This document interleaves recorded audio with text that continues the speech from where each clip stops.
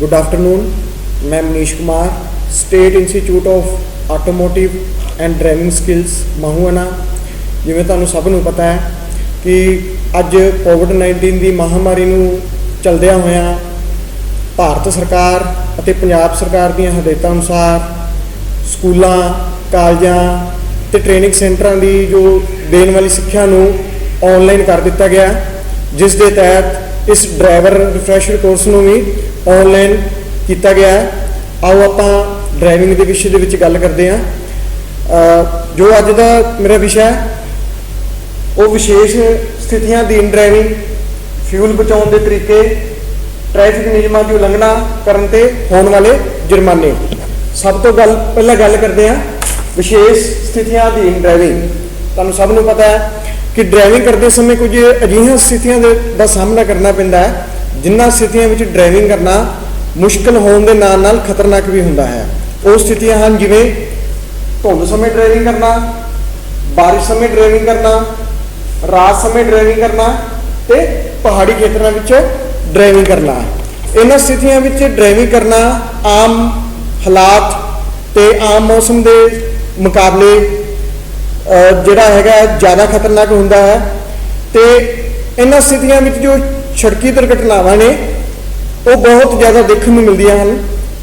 इन्हां दुर्घटनावां का मुख्य कारण ड्राइविंग स्किल्स की घाट, जिवें वाहन चलाते समय जो चालक वाहन नूं चला रहा है उसनूं जो वाहन चलाते समय एमरजेंसी हालातां नूं नजिठण बारे जागरूकता की घाट होना, या एमरजेंसी हालातों के विच व्हीकल नूं कंट्रोल किवें करना है तो उन्हां बारे ज्ञान ना होना अक्सर ही अजिहियां सड़क दुर्घटनावां नूं जन्म दिंदा है। आओ असीं जानते हाँ कि इन्हां स्थितियां दे विच ड्राइविंग करते समय किहड़ियां गल्लां अते सावधानियां का ध्यान रखना चाहिए।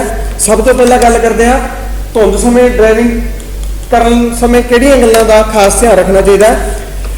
धुंध साडी जो देखण की समर्थ है उसके उपर सीधा असर पाउंदी है। धुंध विच ड्राइविंग करना मुश्किल होने के नाल नाल बहुत ज़्यादा जो खतरनाक भी हुंदा है। कदे कदे तो धुंध इन्नी ज़्यादा संघनी हुंदी है कि कुछ मीटर तक भी अगे जिहड़ी सड़क दिखाई नहीं दिंदी। तो इन्हां हालातों तो बचण लई किहड़ियां सावधानियां का ध्यान रखना चाहिए।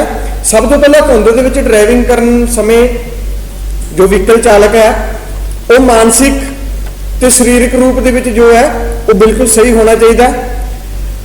उसदियां जो अखां की जिहड़ी रोशनी है वो भी बिल्कुल जो सही होनी चाहिए है, क्योंकि अक्सर कई बार देखने को मिलता है कि व्यक्ति की अखां की नज़र कमज़ोर है, उसनूं जिहड़ी अखां की दृष्टि है दूर देखने की या नेड़े देखने की बहुत ज़्यादा कमज़ोर हुंदी है। तो धुंध विच तां वैसे ही जो सड़क बहुत ज़्यादा दूरी तक नहीं देख सकते, इस करके जो नज़र की कमजोरी है, अखां की नज़र की कमजोरी वो भी किते ना किते धुंध दे विच खतरनाक हो सकती है।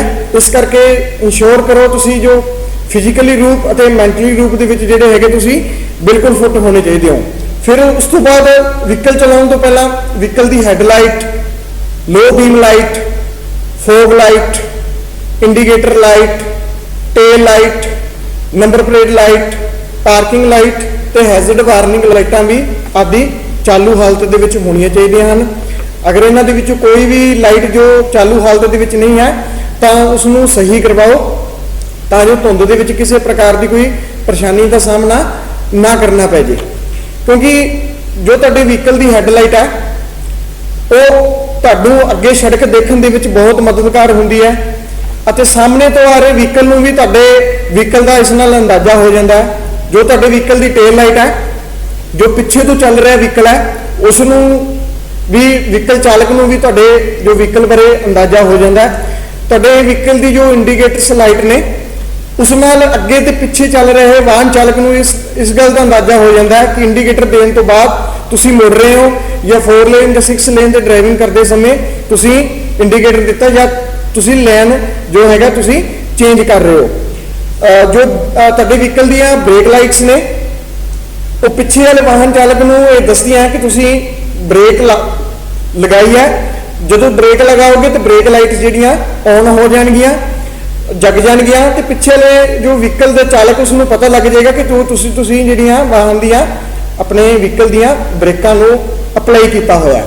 अगर तुहाडे ये व्हीकल दियां जो लाइट्स ने उपर लाइट ग्लास अगर उन्होंने रंग फिक्का पै गया तो अपने व्हीकल की लाइट ग्लास नूं भी चेंज कराओ तो जो ड्राइविंग करते समय किसी तरह की कोई परेशानी का सामना ना करना पै जाए।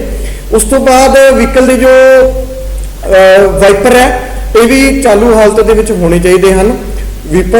वाइपर की जो रबड़ है वो भी सही होनी चाहिए है तो जो धुंध का जो पानी है उसनों आसानी नाल विंडशील्ड तो हटा सके। इस करके तुहाडे व्हीकल के वाइपर भी जो है वो चालू हालत दे विच होने चाहिए हैं। फिर व्हीकल चलाउण तो पहला अपने व्हीकल की जो विंडशील्ड ते साइड शीशा नूं भी चंगी तरह साफ कर लो। अगर तुहाडे व्हीकल की विंडशील्ड साफ नहीं होगी तो तुहानूं सड़क ते अगे देखण भी बहुत ज़्यादा परेशानी का जो तुहानूं सामना वो करना पै सकता है। तो हैडलाइट भी तुहाडी व्हीकल दियां बिल्कुल साफ होनी चाहिए। फिर जो धुंध है वो अद्धी रात तो दोपहर तक ज़्यादा होंदी है। अद्धी रात तो दोपहर तक जो धुंध ज़्यादा होंदी है। इस करके अपनी जो यात्रा की तैयारी है उस हिसाब नाल ही करो। अगर ड्राइविंग करते समय ज़्यादा धुंध है तो कुछ दूरी तक भी सड़क जिहड़ी हैगी वो दिखाई नहीं दे रही तो किते सेफ जगह पे रुक जाना चाहिए। जो धुंध घट जाए तो फिर ही ड्राइव करना चाहिए। ये तुहाडी सेफ्टी का बहुत वड्डा एक पहलू है ये। फिर धुंध विच ड्राइविंग जो कर रहे हैं अपनियां व्हीकल चलाउण तो पहला अपने व्हीकल दियां फॉग लाइटां चलाओ तो व्हीकल दियां जो हैडलाइटां ने उसनूं लो बीम ते रखो।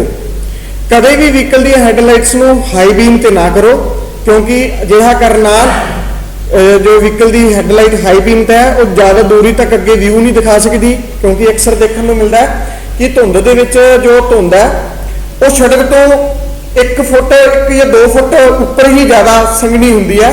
तो इस करके अपनी व्हीकल नूं जो हैगे ने जो हैडलाइट्स ने उन्होंने लो बीम ते रखो तो जो तुहानूं भी देखण दे विच अगे सड़क ना दिक्कत होवे तो जो सामने तो आ रहा व्हीकल है उसनूं भी तुहाडे व्हीकल की जिहड़ी हैगी सही तरीके नाल जजमेंट हो जाए। व्हीकल नूं धुंध दे विच हौली चलाओ, ज़्यादा तेज ना चलाओ क्योंकि विजिबिलिटी घट होने करके रस्ता साफ दिखाई नहीं दिंदा। तो व्हीकल नूं हौली चलाओ तो नाल ही नाल बैठे व्यक्ति की भी मदद लो। उसनूं भी कहना चाहिए कि तू भी सड़क वाल ध्यान दे। अगर कोई दिक्कत आउंदी है या कोई वाहन खड़ा है या कोई जानवर खड़ा है तो मैनूं सचेत कर। तो अपने नाल बैठे व्यक्ति की भी मदद लेनी चाहिए है। धुंध विच सड़क अक्सर गिल्ली भी हुंदी है क्योंकि धुंध दे विच थोड़ी जी पानी होने करके सड़क गिल्ली हो जाती है। तो गिल्ली सड़क ते जिहड़ा व्हीकल स्किड होने का जिहड़ा खतरा है वो भी वध जाता है। इस करके अपने व्हीकल नूं हौली चलाओ। धुंध विच जिहड़े अगे चल रहे वाहन तो ज़्यादा दूरी बना के रखो क्योंकि एमरजेंसी हालातों दे विच जिन्नी अगे वाले व्हीकल तो दूरी ज़्यादा होगी उन्ना ही तुहानूं रुकण दे विच दिक्कत नहीं आएगी। कई बार देखा गया कि धुंध दे विच ज़्यादातर लोग एक दूजे को फॉलो करके चलते हैं, बिल्कुल एक दूजे के उपर नेड़े नेड़े ही व्हीकल चलाते हैं। तो इस तरह चैन का रूप ले लेंगे हैं लोग। पर अजिहा करना बहुत खतरनाक हो सकता है क्योंकि जो अगे सब तो पहला व्हीकल चल रहा अगर उन्होंने एमरजेंसी के ब्रेक लगानी पैंदी है तो उस नाल पिछे चल रहे व्हीकल का भी हादसा होने का डर बन जाता है। अक्सर धुंध के विच जो हादसे ने वो चैन का रूप ले लेंगे हैं। इस करके अगे वाले व्हीकल तो ज़्यादा दूरी बना के रखो तो जो अगर वो ब्रेक लगाउंदा है तुहाडे कोले इन्ना क समा होए कि तुसीं उस दे विच आसानी नाल अपने व्हीकल नूं रोक सको। इन्नी क दूरी तुहाडी सेफ अगे वाले व्हीकल तो वो होनी चाहिए है। फिर धुंध विच ड्राइविंग करते समय वार वार जिहड़ी हैगी आ लैन चेंज नहीं करनी चाहिए। 4 लेन या 6 लेन पर ड्राइविंग करते समय लैन चेंज करने तो पहला 50 मीटर पहले ही अपने व्हीकल का इंडीकेटर दे देना चाहिए क्योंकि एकदम तुसी बिना इंडीकेटर दिते लैन चेंज करने की कोशिश करते हो तो जो पिछे तो व्हीकल आ रहा उसकी विजिबिलिटी ਧੁੰਦ ਕਰਕੇ ਵਿਜ਼ਿਬਿਲਟੀ ਕਮਜ਼ੋਰ ਹੋ ਜਾਂਦੀ ਹੈ। ਇਸ ਕਰਕੇ ਵਹੀਕਲ ਦੇ ਟਕਰਾਉਣ ਦਾ ਜਿਹੜਾ ਖਤਰਾ ਹੈ ਉਹ ਵੱਧ ਜਾਂਦਾ ਹੈ। ਇਸ ਕਰਕੇ ਇੱਕ ਇੱਕਦਮ ਲੇਨ ਚੇਂਜ ਤੇ ਵਾਰ-ਵਾਰ ਜਿਹੜਾ ਹੈਗਾ ਲਾਈਨ ਨੂੰ ਚੇਂਜ ਕਰਨ ਦੀ ਕੋਸ਼ਿਸ਼ ਨਾ ਕਰੋ। ਇਸ ਨਾਲ ਹਾਦਸਾ ਹੋ ਸਕਦਾ ਹੈ। ਫਿਰ ਜੇਕਰ ਧੁੰਦ ਦੇ ਵਿੱਚ ਆਪਾਂ ਡਰਾਈਵ ਕਰ ਰਹੇ ਹਾਂ ਤੇ ਅਕਸਰ ਦੇਖਣ ਨੂੰ ਮਿਲਦਾ ਹੈ ਕਿ ਵਹੀਕਲ ਦੀ ਵਿੰਡਸ਼ੀਲਡ ਤੇ ਕੋਰਾ ਜੰਮ ਜਾਂਦਾ ਹੈ, ਤਾਂ ਧੁੰਦ ਜੰਮ ਜਾਂਦੀ ਹੈ। ਤਾਂ ਆਪਣੇ ਗੱਡੀ ਦੇ ਵਿੱਚ ਲੱਗੇ ਹੀਟਰ ਨੂੰ ਔਨ ਕਰੋ ਤੇ ਹੀਟਰ ਦੀ ਹਵਾ ਦਾ ਜੋ ਫਲੋ ਹੈ ਉਹ ਆਪਣੇ ਵਹੀਕਲ ਦੇ ਅੱਗੇ ਵਾਲੇ ਸ਼ੀਸ਼ੇ ਤੇ ਰੱਖੋ। ਇਸ ਨਾਲ ਜੋ ਜੰਮੀ ਹੋਈ ਧੁੰਦ ਹੈ ਉਹ ਸਾਫ਼ ਹੋ ਜਾਏਗੀ, ਸ਼ੀਸ਼ਾ ਸਾਫ਼ ਹੋ ਜਾਊਗਾ, ਤਾਂ ਤੁਹਾਨੂੰ ਅੱਗੇ ਦੇਖਣ ਦੇ ਕੋਈ ਪਰੇਸ਼ਾਨੀ ਦਾ ਸਾਹਮਣਾ ਨਹੀਂ ਕਰਨਾ ਪਵੇਗਾ। ਜੇਕਰ ਧੁੰਦ ਦੇ ਵਿੱਚ ਕਈ ਵਾਰ ਅਕਸਰ ਦੇਖਣ ਨੂੰ ਮਿਲਦਾ ਕਿ ਧੁੰਦ ਜ਼ਿਆਦਾ ਹੁੰਦੀ ਹੈ, ਸੜਕ ਦਿਖਾਈ ਨਹੀਂ ਦਿੰਦੀ, ਤਾਂ ਡਰਾਈਵਿੰਗ ਕਰਦੇ ਸਮੇਂ ਸੜਕ ਤੇ ਲੱਗੀਆਂ ਪੱਟੀਆਂ ਦਾ ਵੀ ਜੋ ਸਹਾਰਾ ਲੈ ਲੈਣਾ ਚਾਹੀਦਾ।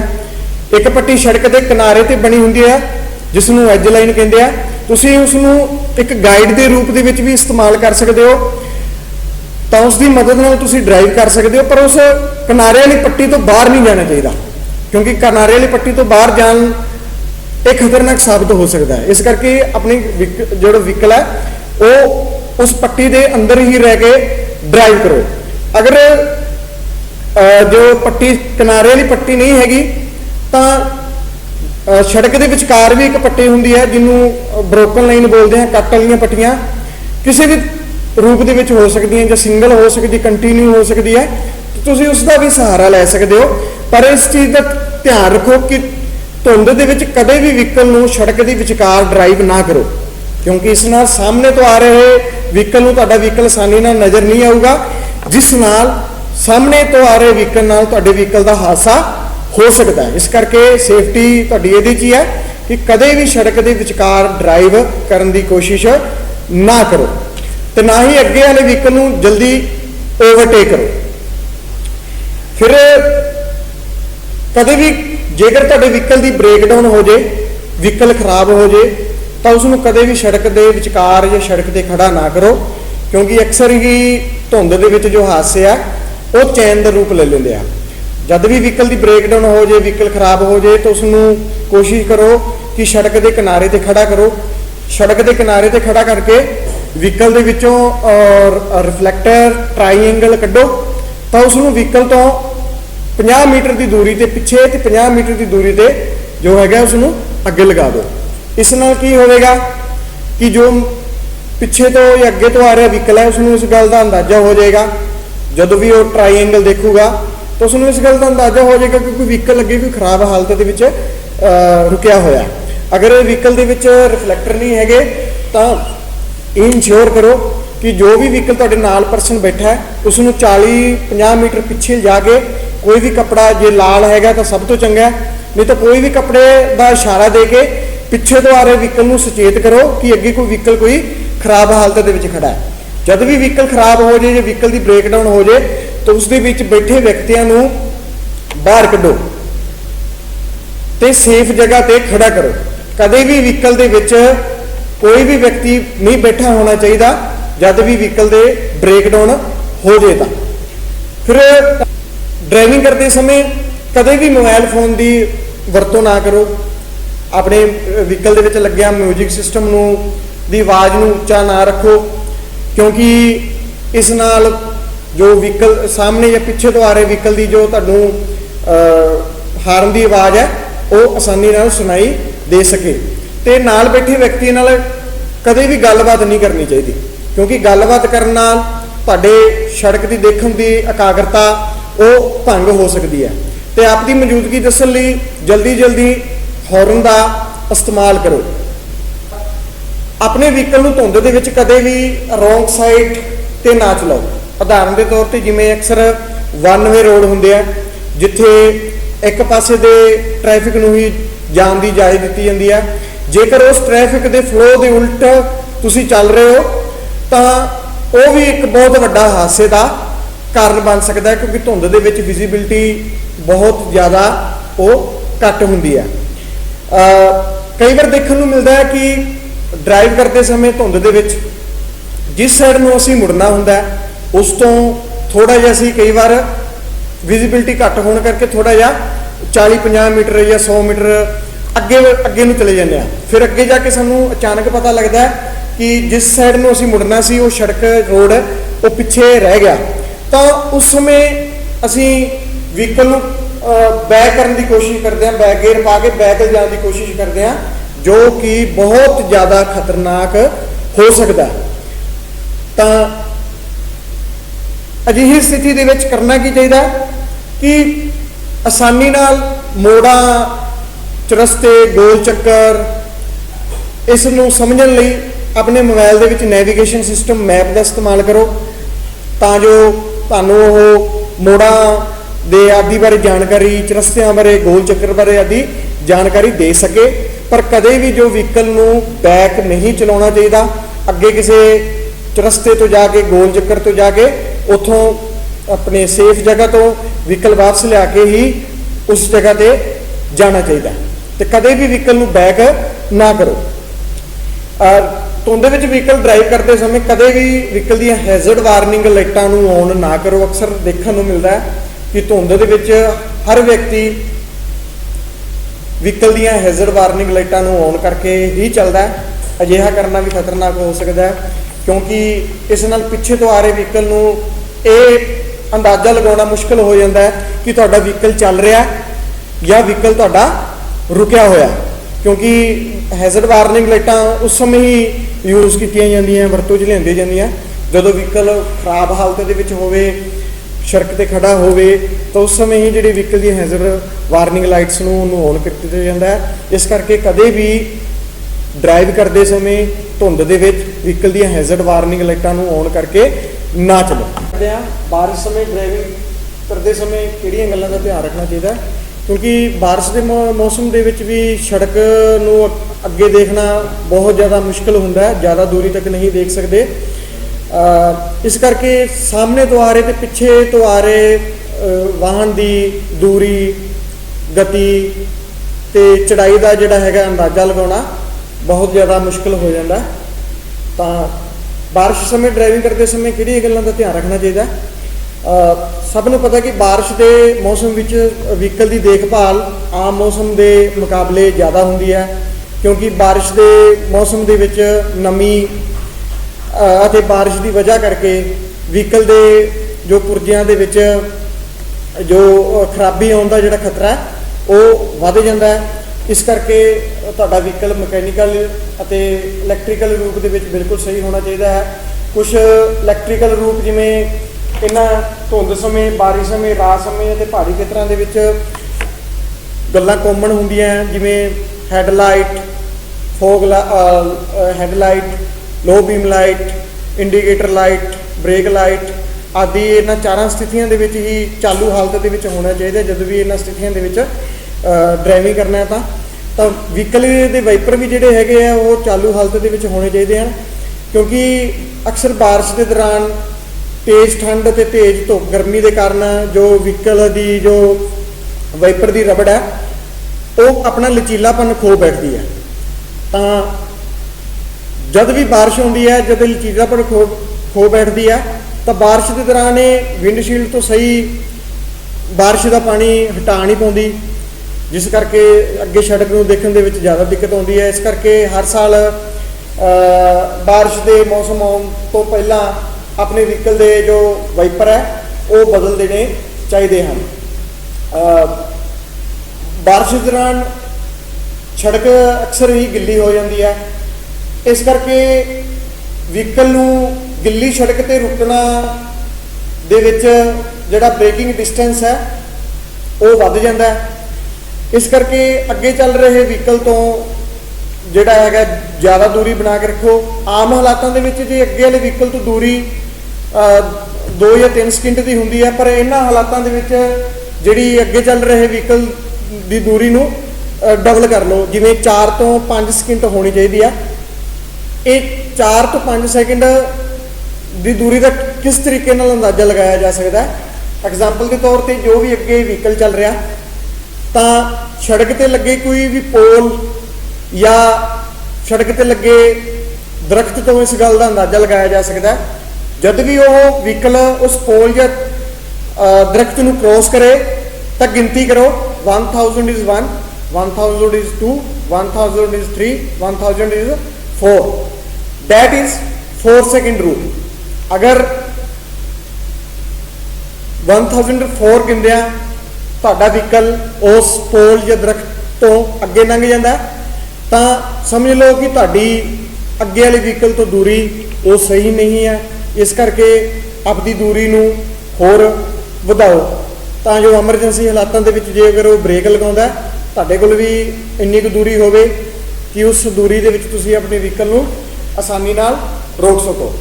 ਵਹੀਕਲ ਦੇ ਟਾਇਰ ਵੀ ਜੋ ਹੈਗੇ ਆ ਉਹ ਸਹੀ ਹਾਲਤ ਦੇ ਵਿੱਚ ਹੋਣੇ ਚਾਹੀਦੇ ਹਨ ਕਿਉਂਕਿ ਬਾਰਿਸ਼ ਦੌਰਾਨ ਸੜਕ ਅਤੇ ਟਾਇਰਾਂ ਦੇ ਵਿਚਕਾਰ ਪਾਣੀ ਹੋਣ ਕਰਕੇ ਜ਼ਿਆਦਾ ਕਸੇ ਹੋਏ ਟਾਇਰ ਸੜਕ ਤੇ ਗ੍ਰਿਪ ਨਹੀਂ ਬਣਾ ਪਾਉਂਦੇ, ਜਿਸ ਕਰਕੇ ਵਾਹਨ ਦੇ ਸਲਿੱਪ ਹੋਣ ਦਾ ਜਿਹੜਾ ਖਤਰਾ ਹੈ ਉਹ ਅਕਸਰ ਹੀ ਵੱਧ ਜਾਂਦਾ ਹੈ। ਬਾਰਿਸ਼ ਦੌਰਾਨ ਜੋ ਵਹੀਕਲ ਨੂੰ ਹੌਲੀ ਚਲਾਓ, ਮੋੜ ਆਉਣ ਤੋਂ ਪਹਿਲਾਂ ਆਪਣੀ ਰਫ਼ਤਾਰ ਨੂੰ ਘੱਟ ਕਰੋ ਅਤੇ ਹੌਲੀ ਹੌਲੀ ਬ੍ਰੇਕ ਲਗਾਓ। ਜੇਕਰ ਵਹੀਕਲ ਮੋੜਨ ਸਮੇਂ ਇਹ ਅਹਿਸਾਸ ਹੋਵੇ ਕਿ ਤੁਹਾਡੇ ਵਹੀਕਲ ਦੇ ਟਾਇਰ ਫਿਸਲ ਰਹੇ ਹਨ ਤਾਂ ਜਲਦਬਾਜ਼ੀ ਨਾਲ ਆਪਣੇ ਸਟੀਅਰਿੰਗ ਨੂੰ ਇੱਧਰ ਉੱਧਰ ਨਾ ਘੁਮਾਓ ਅਤੇ ਇੱਕਦਮ ਬ੍ਰੇਕ ਜਾਂ ਹੈਂਡ ਬ੍ਰੇਕ ਨਾ ਲਗਾਓ ਕਿਉਂਕਿ ਇਸ ਨਾਲ ਵਹੀਕਲ ਤੁਹਾਡਾ ਹੋਰ ਵੀ ਸਕਿਡ ਜ਼ਿਆਦਾ ਹੋ ਸਕਦਾ ਹੈ। ਇਸ ਕਰਕੇ ਅਜਿਹੀ ਸਥਿਤੀ ਦੇ ਵਿੱਚ ਕਰਨਾ ਕੀ ਚਾਹੀਦਾ, steer with the direction of skid, ਮਤਲਬ ਜਿਹੜੇ ਸਾਈਡ ਤੁਹਾਡੇ ਵਹੀਕਲ ਦੇ ਪਿਛਲੇ ਪਹੀਏ ਉਹ ਘੁੰਮ ਰਹੇ ਆ ਉਸ ਪਾਸੇ ਨੂੰ ਹੀ ਪੂਰੇ ਦਾ ਪੂਰਾ ਸਟੀਅਰਿੰਗ ਉਸ ਪਾਸੇ ਨੂੰ ਘੁਮਾਓ। ਅਗਰ ਤੁਹਾਡੇ ਵਹੀਕਲ ਦੇ ਪਿਛਲੇ ਪਹੀਏ ਟਾਇਰ ਉਹ ਸੱਜੇ ਪਾਸੇ ਨੂੰ ਘੁੰਮ ਰਹੇ ਆ ਤੇ ਆਪਦੇ ਵੀਲਸ ਨੂੰ ਸੱਜੇ ਪਾਸੇ ਹੀ ਘੁਮਾਓ।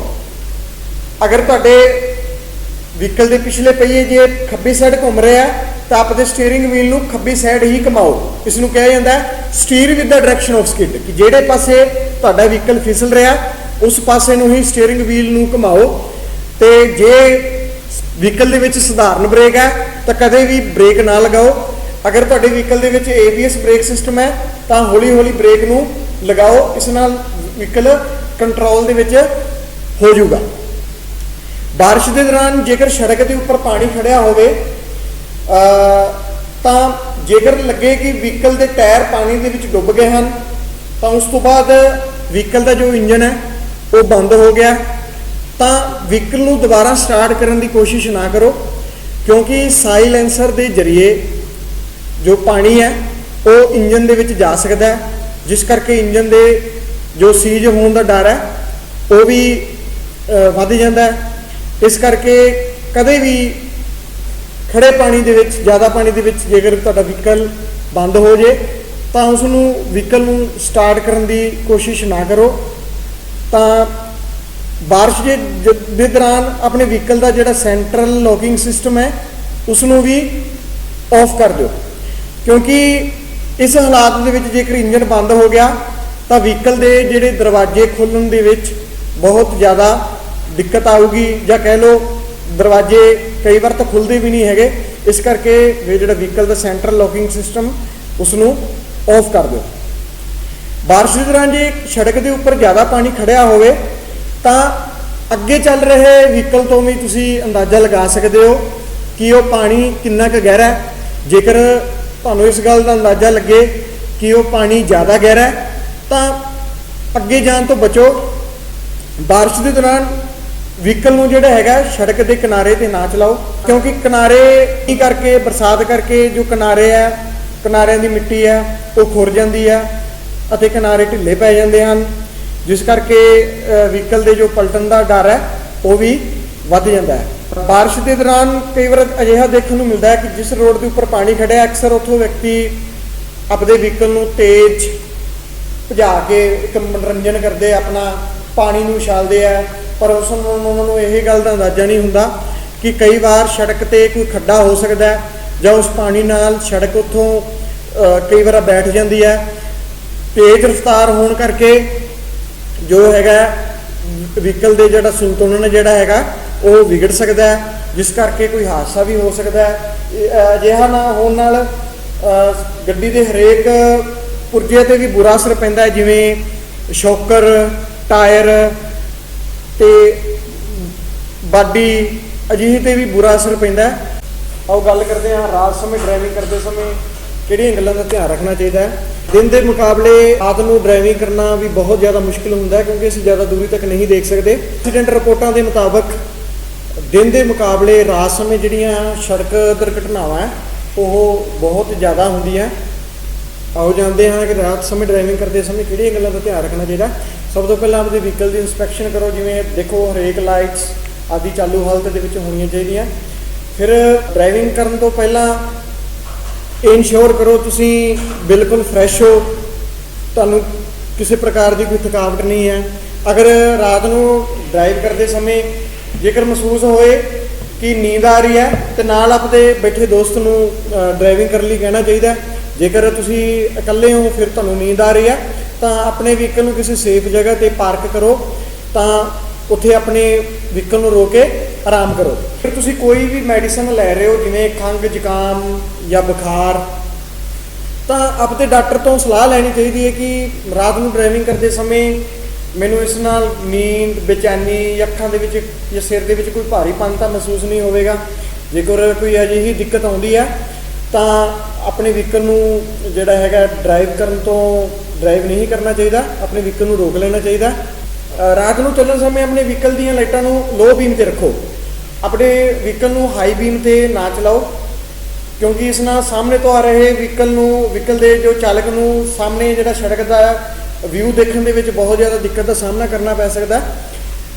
इसलिए जेकर सामने तो कोई व्हीकल आ रहा तो अपने व्हीकल दीयां हैडलाइटां नूं 150 मीटर या 200 मीटर पहला तो ही लो बीम ते कर लो, क्योंकि 150 या 200 मीटर पहला तो अपने व्हीकल की जेकर तुसीं अपनियां हैडलाइटां लो बीम ते कर लोगे तो जो सामने तो जो आ रहा है चालक उसनूं सड़क देखने दे विच कोई ज़्यादा मुश्किल का सामना नहीं करना पेगा। जेकर सामने तो जिहड़ा व्हीकल आ रहा अगर वो तुहानूं हैडलाइट लो बीम नहीं दे रहा तो अपनियां हैडलाइटां नूं वार वार डिप ना करो, अप डाउन ना करो, क्योंकि इस नाल उसनूं अखां दी जो देखने की समर्था उसके उपर बहुत ज़्यादा इफैक्ट पेगा। जेकर तुहानूं लो बीम नहीं दे रहा तो एक तो उसदियां हैडलाइटां वाले ना देखो तो दूसरा सड़क ते ना देखो। जो काम करना है थोड़ा जिहा सड़क के किनारे वाल नूं देखो, थोड़ी जी लंबी जो नज़र मार के सड़क के किनारे वाल नूं देखो। इस नाल तुहानूं पैदल चालक साइकलिस्ट मोटरसाइकलिस्ट तुहानूं जिहड़े हैगे ते अगे रोड है वो साफ जो हैगा नज़र देगा।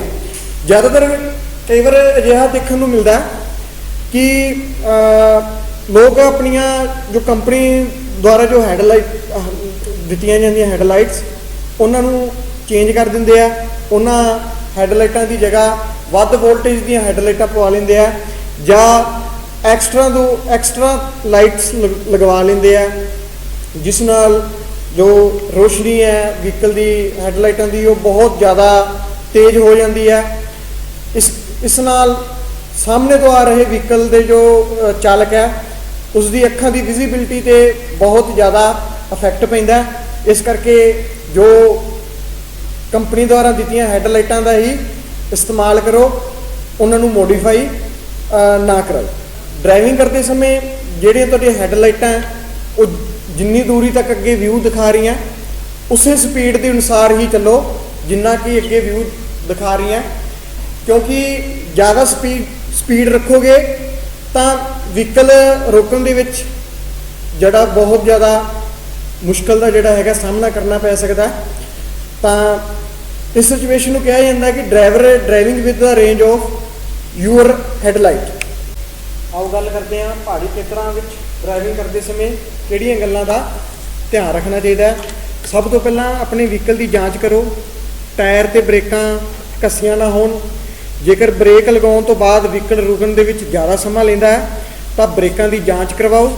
लोड़ पैण ते ब्रेकां बदल देनियां चाहीदियां हन। इंजन ते गेयर बॉक्स भी चंगी कंडीशन दे विच होने चाहिए हैं। पहाड़ी खेतरों में ड्राइव करते समय कदे भी ढलान या चढ़ाई ते इंजन बंद ना करो तो ना ही गेयर नूं न्यूट्रल करो, क्योंकि अजिहा करना खतरनाक साबित हो सकता है। कदे भी गलत लैन दे विच ड्राइव ना करो तो मोड़ां ते किसी होर व्हीकल नूं ओवरटेक ਕਰਨ ਦੀ ਕੋਸ਼ਿਸ਼ ਨਾ ਕਰੋ। ਪਹਾੜਾਂ ਦੇ ਤਿੱਖੇ ਮੋੜਾਂ ਤੇ ਹਾਰਨ ਵਜਾਓ ਅਤੇ ਰਾਤ ਸਮੇਂ ਲਾਈਟਾਂ ਦੇ ਕੇ ਦੂਸਰੇ ਚਾਲਕਾਂ ਨੂੰ ਸੂਚਿਤ ਕਰੋ। ਜ਼ਰੂਰਤ ਤੋਂ ਜ਼ਿਆਦਾ ਲੋਕ ਜਾਂ ਭਾਰ ਵਹੀਕਲ 'ਚ ਨਾ ਪਾਓ, ਕਿਉਂਕਿ ਇਸ ਨਾਲ ਸਟੀਅਰਿੰਗ ਦੇ ਉੱਪਰ ਦਬਾਅ ਪਏਗਾ। ਜੇਕਰ ਸਟੀਅਰਿੰਗ ਦੇ ਉੱਪਰ ਜ਼ਿਆਦਾ ਦਬਾਅ ਪਏਗਾ ਤਾਂ ਵਹੀਕਲ ਨੂੰ ਮੋੜਨ ਸਮੇਂ ਵੀ ਜ਼ਿਆਦਾ ਰੇਲਿੰਗ ਰੈਜ਼ਿਸਟੈਂਸ ਵੱਧ ਜਾਏਗਾ, ਜੋ ਕਿ ਖਤਰਨਾਕ ਸਾਬਤ ਹੋ ਸਕਦਾ ਹੈ। ਪਹਾੜਾਂ 'ਤੇ ਗੱਡੀ ਪਾਰਕ ਕਰਦੇ ਸਮੇਂ ਹਮੇਸ਼ਾ ਹੈਂਡ ਬ੍ਰੇਕ ਦਾ ਇਸਤੇਮਾਲ ਕਰੋ। ਚੜ੍ਹਾਈ 'ਤੇ ਗੱਡੀ ਪਾਰਕ ਕਰਦੇ ਸਮੇਂ ਹੈਂਡ ਬ੍ਰੇਕ ਲਗਾ ਕੇ ਫਾਰਵਰਡ ਗੇਅਰ ਦਾ ਇਸਤੇਮਾਲ ਕਰੋ ਤੇ ਢਲਾਨ 'ਤੇ ਗੱਡੀ ਪਾਰਕ ਕਰਦੇ ਸਮੇਂ ਹੈਂਡ ਬ੍ਰੇਕ ਲਗਾ ਕੇ ਰਿਵਰਸ ਗੇਅਰ ਦਾ ਇਸਤੇਮਾਲ ਕਰੋ। ਪਹਾੜੀ ਚੜ੍ਹਦੀ ਗੱਡੀ ਨੂੰ ਹਮੇਸ਼ਾ ਪਹਿਲ ਦੇਣੀ ਚਾਹੀਦੀ ਹੈ। ਜੇਕਰ ਢਲਾਨ ਲੈਂਦੇ ਸਮੇਂ ਵਹੀਕਲ ਦੇ ਵਿੱਚ ਸਧਾਰਨ ਬ੍ਰੇਕ ਹੈ ਤਾਂ ਕਈ ਵਾਰ ਬ੍ਰੇਕ ਲਗਾਉਣ ਤੋਂ ਬਾਅਦ ਬ੍ਰੇਕ ਘੱਟ ਕੰਮ ਕਰਦੀ ਹੈ। ਇਸ ਸੂਰਤ ਵਿੱਚ ਬ੍ਰੇਕ ਪੈਡਲ ਨੂੰ ਵਾਰ-ਵਾਰ ਦਬਾਓ। ਇਸ ਅਜਿਹਾ ਕਰਨ ਨਾਲ ਬ੍ਰੇਕ ਕੰਮ ਕਰਨ ਲੱਗ ਜਾਏਗੀ। ਜੇਕਰ ਵਹੀਕਲ ਦੇ ਵਿੱਚ 에ਅਰ ਪ੍ਰੈਸ਼ਰ ਬ੍ਰੇਕ ਹੈ ਤਾਂ ਹਮੇਸ਼ਾ 에ਅਰ ਪ੍ਰੈਸ਼ਰ ਦਾ ਵੀ ਧਿਆਨ ਰੱਖੋ, ਕਿਉਂਕਿ ਪਹਾੜੀ ਖੇਤਰਾਂ ਵਿੱਚ ਜ਼ਿਆਦਾ ਬ੍ਰੇਕ ਲਗਾਉਣ ਨਾਲ 에ਅਰ ਪ੍ਰੈਸ਼ਰ ਵੀ ਘੱਟ ਹੋ ਜਾਂਦਾ ਹੈ। ਬਾਰਿਸ਼ ਦੌਰਾਨ ਪਹਾੜੀ ਖੇਤਰਾਂ ਦੇ ਵਿੱਚ ਜੋ ਪਹਾੜਾਂ ਦੀ ਮਿੱਟੀ ਖਿਸਕਣ ਦਾ ਜ਼ਿਆਦਾ ਖਤਰਾ ਹੁੰਦਾ ਹੈ, ਇਸ ਕਰਕੇ ਵਹੀਕਲ ਨੂੰ ਕਿਸੇ ਸੇਫ ਜਗ੍ਹਾ 'ਤੇ ਪਾਰਕ ਕਰੋ। ਜਦ ਬਾਰਿਸ਼ ਰੁਕ ਜਾਏ ਤਾਂ ਉਸ ਤੋਂ ਬਾਅਦ ਹੀ ਡਰਾਈਵ ਕਰੋ। ਹੁਣ ਜਾਣਦੇ ਹਾਂ ਫਿਊਲ ਬਚਾਉਣ ਦੇ ਤਰੀਕੇ। ਜਦੋਂ ਵੀ ਵਹੀਕਲ ਰੁਕਿਆ ਹੋਵੇ ਤਾਂ ਇੰਜਨ ਬੰਦ ਰੱਖੋ। ਇੰਜਨ ਨੂੰ ਸਟਾਰਟ ਕਰਕੇ ਨਾ ਛੱਡੋ। ਜਦੋਂ ਵੀ 2 ਮਿੰਟ ਤੋਂ ਰੁਕਣਾ ਹੋਵੇ ਤਾਂ ਆਪਣੇ ਇੰਜਨ ਨੂੰ ਬੰਦ ਕਰ ਦਿਓ। ਖੜੇ ਵਹੀਕਲ ਨੂੰ ਚਲਾਉਂਦੇ ਸਮੇਂ ਕਦੇ ਵੀ ਦੂਜੇ ਗੇਅਰ ਦਾ ਇਸਤੇਮਾਲ ਨਹੀਂ ਕਰਨਾ ਚਾਹੀਦਾ, ਕਿਉਂਕਿ ਇਸ ਤਰ੍ਹਾਂ ਕਰਨ ਨਾਲ ਇੰਜਨ ਨੂੰ ਵਹੀਕਲ ਖਿੱਚਣ ਦੇ ਵਿੱਚ ਵੱਧ ਜ਼ੋਰ ਲਗਾਉਣਾ ਪਵੇਗਾ। ਇਸ ਨਾਲ ਈਂਧਨ ਦੀ ਖਪਤ ਜ਼ਿਆਦਾ ਹੋਵੇਗੀ। ਇਸ ਲਈ ਖੜੇ ਵਹੀਕਲ ਨੂੰ ਚਲਾਉਣ ਲਈ ਹਮੇਸ਼ਾ ਪਹਿਲੇ ਗੇਅਰ ਦਾ ਇਸਤੇਮਾਲ ਕਰੋ। ਡਰਾਈਵਿੰਗ ਕਰਦੇ ਸਮੇਂ ਕਲੱਚ 'ਤੇ ਪੈਰ ਨਾ ਰੱਖੋ। ਜ਼ਿਆਦਾ ਭੀੜ ਭਾੜ ਵਾਲੀਆਂ ਸੜਕਾਂ ਅਤੇ ਤੰਗ ਸੜਕਾਂ 'ਤੇ ਵਹੀਕਲ ਨੂੰ ਨਾ ਲੈ ਕੇ ਜਾਓ, ਕਿਉਂਕਿ ਭੀੜ ਭਾੜ ਵਾਲੀਆਂ ਸੜਕਾਂ 'ਤੇ ਵਾਰ-ਵਾਰ ਬ੍ਰੇਕ ਲਗਾਉਣੀ ਪਵੇਗੀ। ਜ਼ਿਆਦਾ ਬ੍ਰੇਕ ਲਗਾਉਣ ਨਾਲ ਇੰਜਨ ਦੀ ਪਾਵਰ ਦੇ ਨਾਲ ਤੇਲ ਵੀ ਬਰਬਾਦ ਹੁੰਦਾ ਹੈ। ਆਪਣੇ ਵਹੀਕਲ ਨੂੰ ਅਜਿਹੀ ਜਗ੍ਹਾ 'ਤੇ ਪਾਰਕ ਕਰੋ ਜਿੱਥੋਂ ਕੱਢਦੇ ਸਮੇਂ ਜ਼ਿਆਦਾ ਸਮਾਂ ਨਾ ਲੱਗੇ।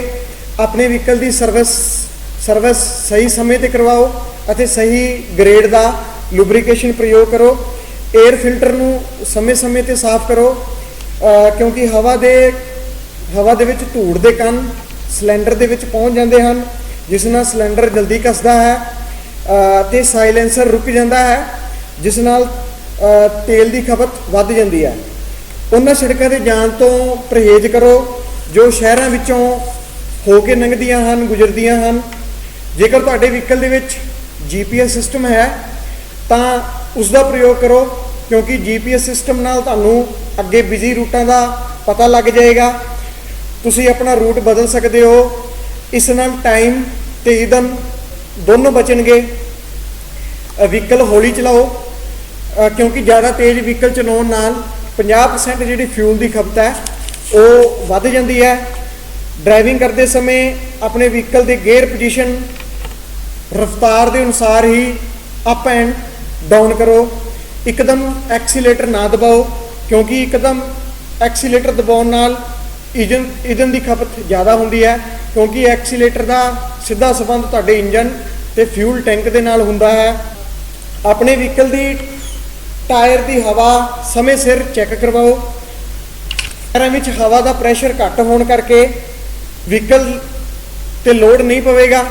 ਹਵਾ ਦਾ ਪ੍ਰੈਸ਼ਰ ਘੱਟ ਹੋਣ ਕਰਕੇ ਵਹੀਕਲ ਨੂੰ ਖਿੱਚਣ ਲਈ ਇੰਜਨ ਨੂੰ ਵੱਧ ਜ਼ੋਰ ਲਗਾਉਣਾ ਪੈਂਦਾ ਹੈ। ਇਸ ਨਾਲ ਤੇਲ ਦੀ ਖਪਤ ਜ਼ਿਆਦਾ ਹੁੰਦੀ ਹੈ।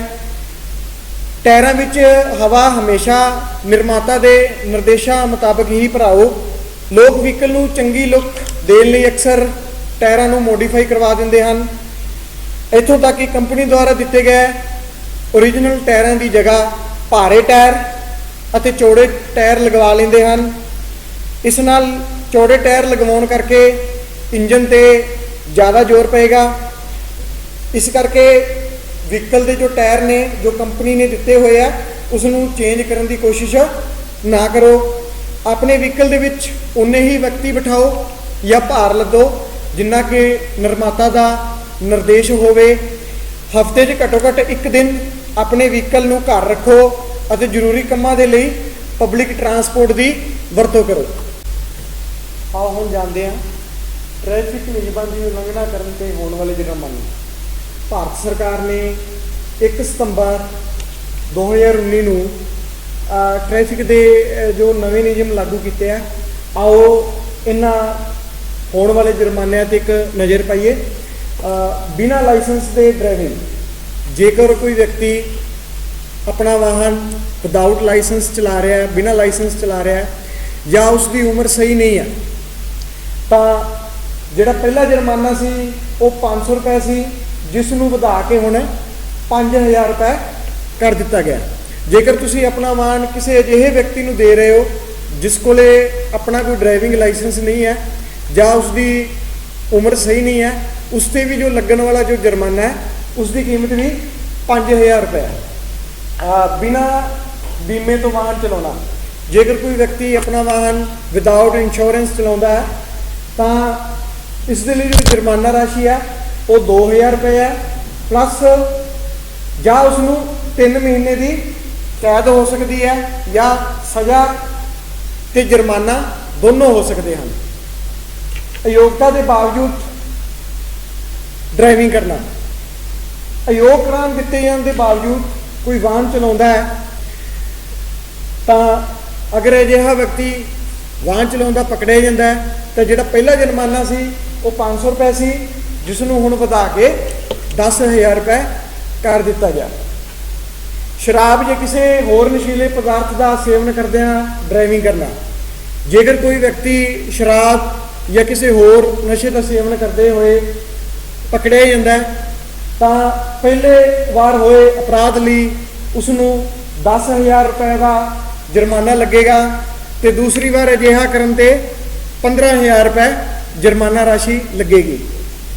विदाउट हैलमेट ड्राइविंग करना, जेकर कोई व्यक्ति 2 पहिया वाहन से बिना हैलमेट उस वाहन नूं चला रहा है या उसके जो भी पीछे व्यक्ति बैठा है, जेकर उसने भी हैलमेट नहीं पहना होया तो इस सूरत दे विच जो जुर्माना राशि है वो 1000 रुपये है और 3 महीने की जो लाइसेंस है उसनूं भी रद्द कर दिता जाएगा। रेसिंग और स्पीडिंग, अक्सर देखने को मिलता है कि नौजवान सड़क के ऊपर रेसिंग करते हैं तो जो कि बहुत खतरनाक भी होंदा है, तो जो इसकी जुर्माना राशि है वो 5000 रुपये तय की गई है। नाबालिग द्वारा अपराध कि अगर कोई भी बच्चा जिसकी उम्र 18 साल तो थले है, जो 18 साल का नहीं होया, जेकर उसने व्हीकल चलाने समय कोई दुर्घटना करती तो उस पर जो लगन वाला जुर्माना है वो 25,000 रुपये है तो 3 साल की कैद। ये होगी किनू, वाहन मालक नू या उसके माता पिता नू जो उसका सरप्रस्त है। पहला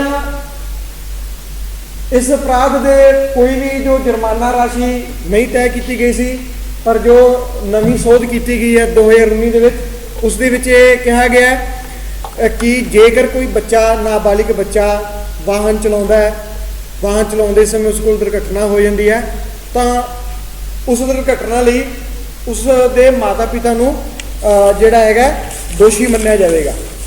हुण बिना आरसी के रजिस्ट्रेशन सर्टिफिकेट के वाहन चलाने भी जो जुर्माना राशि है वो भी जो 5000 रुपये है। बिना सीट बेल्ट के वाहन चलाने की जो जुर्माना राशि है वो 1000 रुपये है। ट्रिपल राइडिंग, कोई 2 पहिया वाहन से कोई 2 तो ज़्यादा व्यक्ति बैठे हुए हैं तो उसके लिए भी जो 1000 रुपये जुर्माना तो 3 महीने जो लाइसेंस है वो डिसकुआलीफाइड कर दिता जाएगा। जेकर कोई हुण एमरजेंसी वाहन नूं साइड नहीं दिंदा, जिवें एमरजेंसी वाहन जिवें एंबूलेंस, फायर ब्रिगेड, तो उसनूं जुर्माना राशि 10,000 रुपए प्लस 6 महीनों की कैद तक भी उसनूं हो सकती है। खतरनाक ढंग नाल व्हीकल चलाउण ते भी जो जुर्माना राशि है वो 5,000 रुपए प्लस 6 महीने की सज़ा है। ओवर स्पीड कोई व्हीकल चलाउंदा है, जिमें LMV व्हीकल कोई ओवर स्पीड चलाउंदा पकड़िया जाता है, उसके लिए जो जुर्माना राशि है वो 1,000 रुपये है। जेकर कोई व्यक्ति मीडियम या हैवी व्हीकल ओवर स्पीड चला रहा है तो उसकी जो जुर्माना राशि है वो 2,000 रुपये है। बिना परमिट के व्हीकल चलाने की जो जुर्माना राशि है वो 10,000 रुपये है प्लस 6 महीने की सज़ा। जेकर कोई कमर्शियल व्हीकल ओवरलोड चला रहा है तो उसके लिए जो जुर्माना राशि है वो 20,000 रुपये फिक्स तो 2,000 प्रति टन कर दी गई है।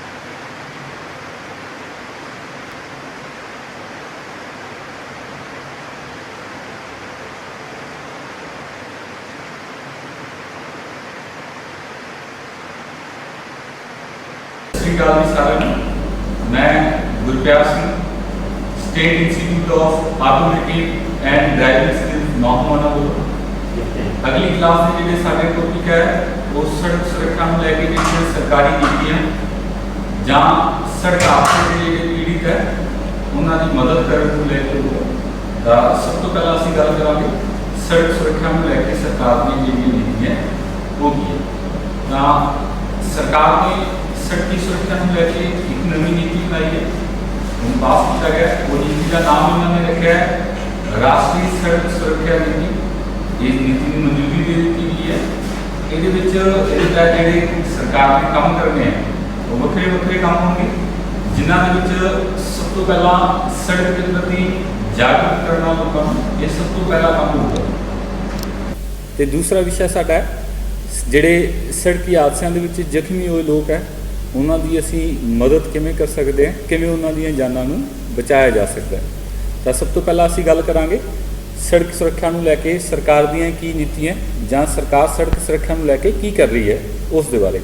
ਤਾਂ ਸੜਕ ਸੁਰੱਖਿਆ ਜਿਹੜੀ ਸੁਪਰੀਮ ਕੋਰਟ ਆਫ ਇੰਡੀਆ ਨੇ ਸਾਲ 2013 ਦੇ ਵਿੱਚ ਜਿਹੜੇ ਇਹ ਸੜਕੀ ਹਾਦਸੇ ਹੈ ਇਹਨਾਂ ਦੇ ਵਿੱਚ ਹੁੰਦੀਆਂ ਮੌਤਾਂ ਨੂੰ ਦੇਖ ਕੇ ਜਿਹੜੀ ਇਹ ਸੜਕੀ ਹਾਦਸੇ ਇਹਨਾਂ ਨੂੰ ਨੈਸ਼ਨਲ ਐਮਰਜੈਂਸੀ ਜਿਹੜਾ ਘੋਸ਼ਿਤ ਕੀਤਾ ਹੋਇਆ क्योंकि ये जिहड़ा हादसिਆਂ वाला काम है ये घटन की बजाय दिनों दिन वधदा जांदा सीगा ते बहुत सारे लोगों दी इहदे विच जानां जा रही तां इस नूं घट करन वास्ते सरकार वक्रे वक्रे काम कर रही है जां ये कह लो भी वक्रियां वक्रियां नीतियां बना रही है जिन्हां नाल ये एक्सीडेंट होण दी दर नूं घटाया जा सके जां रोकिया जा सके।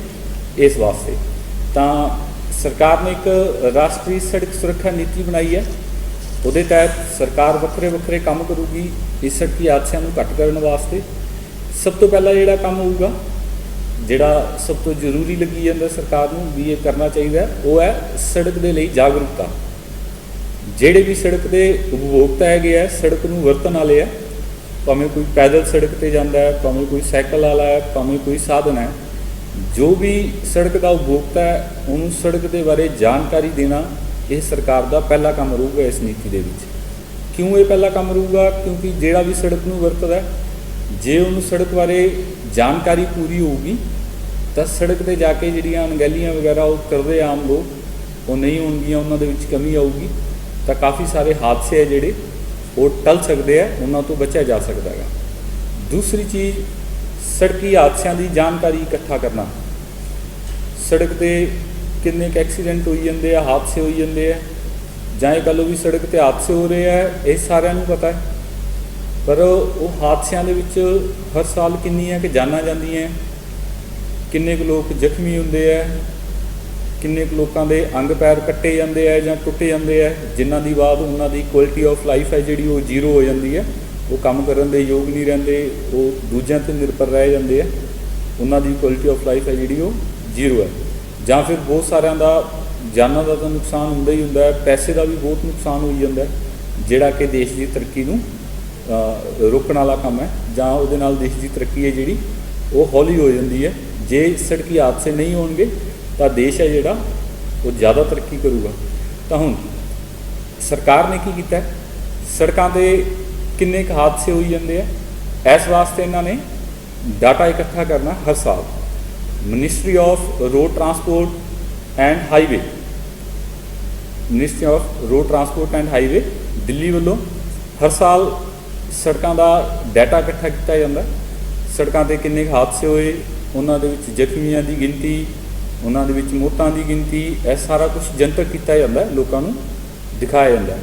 हुण ਜਿਹੜਾ भी ये डाटा पढ़ता है सड़क पर जाने तो पहला जो कोई ये डाटा पढ़ूगा तो सड़क पर कितना कुछ नुकसान हो जाता है उन्होंने इस चीज़ का अंदाज़ा आ जाता है जिसके बाद जो वो सड़क पर जाऊगा तो जे वो गल्लां इहदे ध्यान दे विच है तो काफ़ी ध्यान दे नाल जिहड़ा सड़क पर जाने वाला बंदा वो गड्डी वगैरह चलाता है। जे कोई पैदल जाता है तो डाटे दे विच ये भी दस्सिया होया भी पैदल किन्ने बंदे मर गए जे जानकारी है तो पैदल जाने वेले भी बंदा ध्यान रखूगा।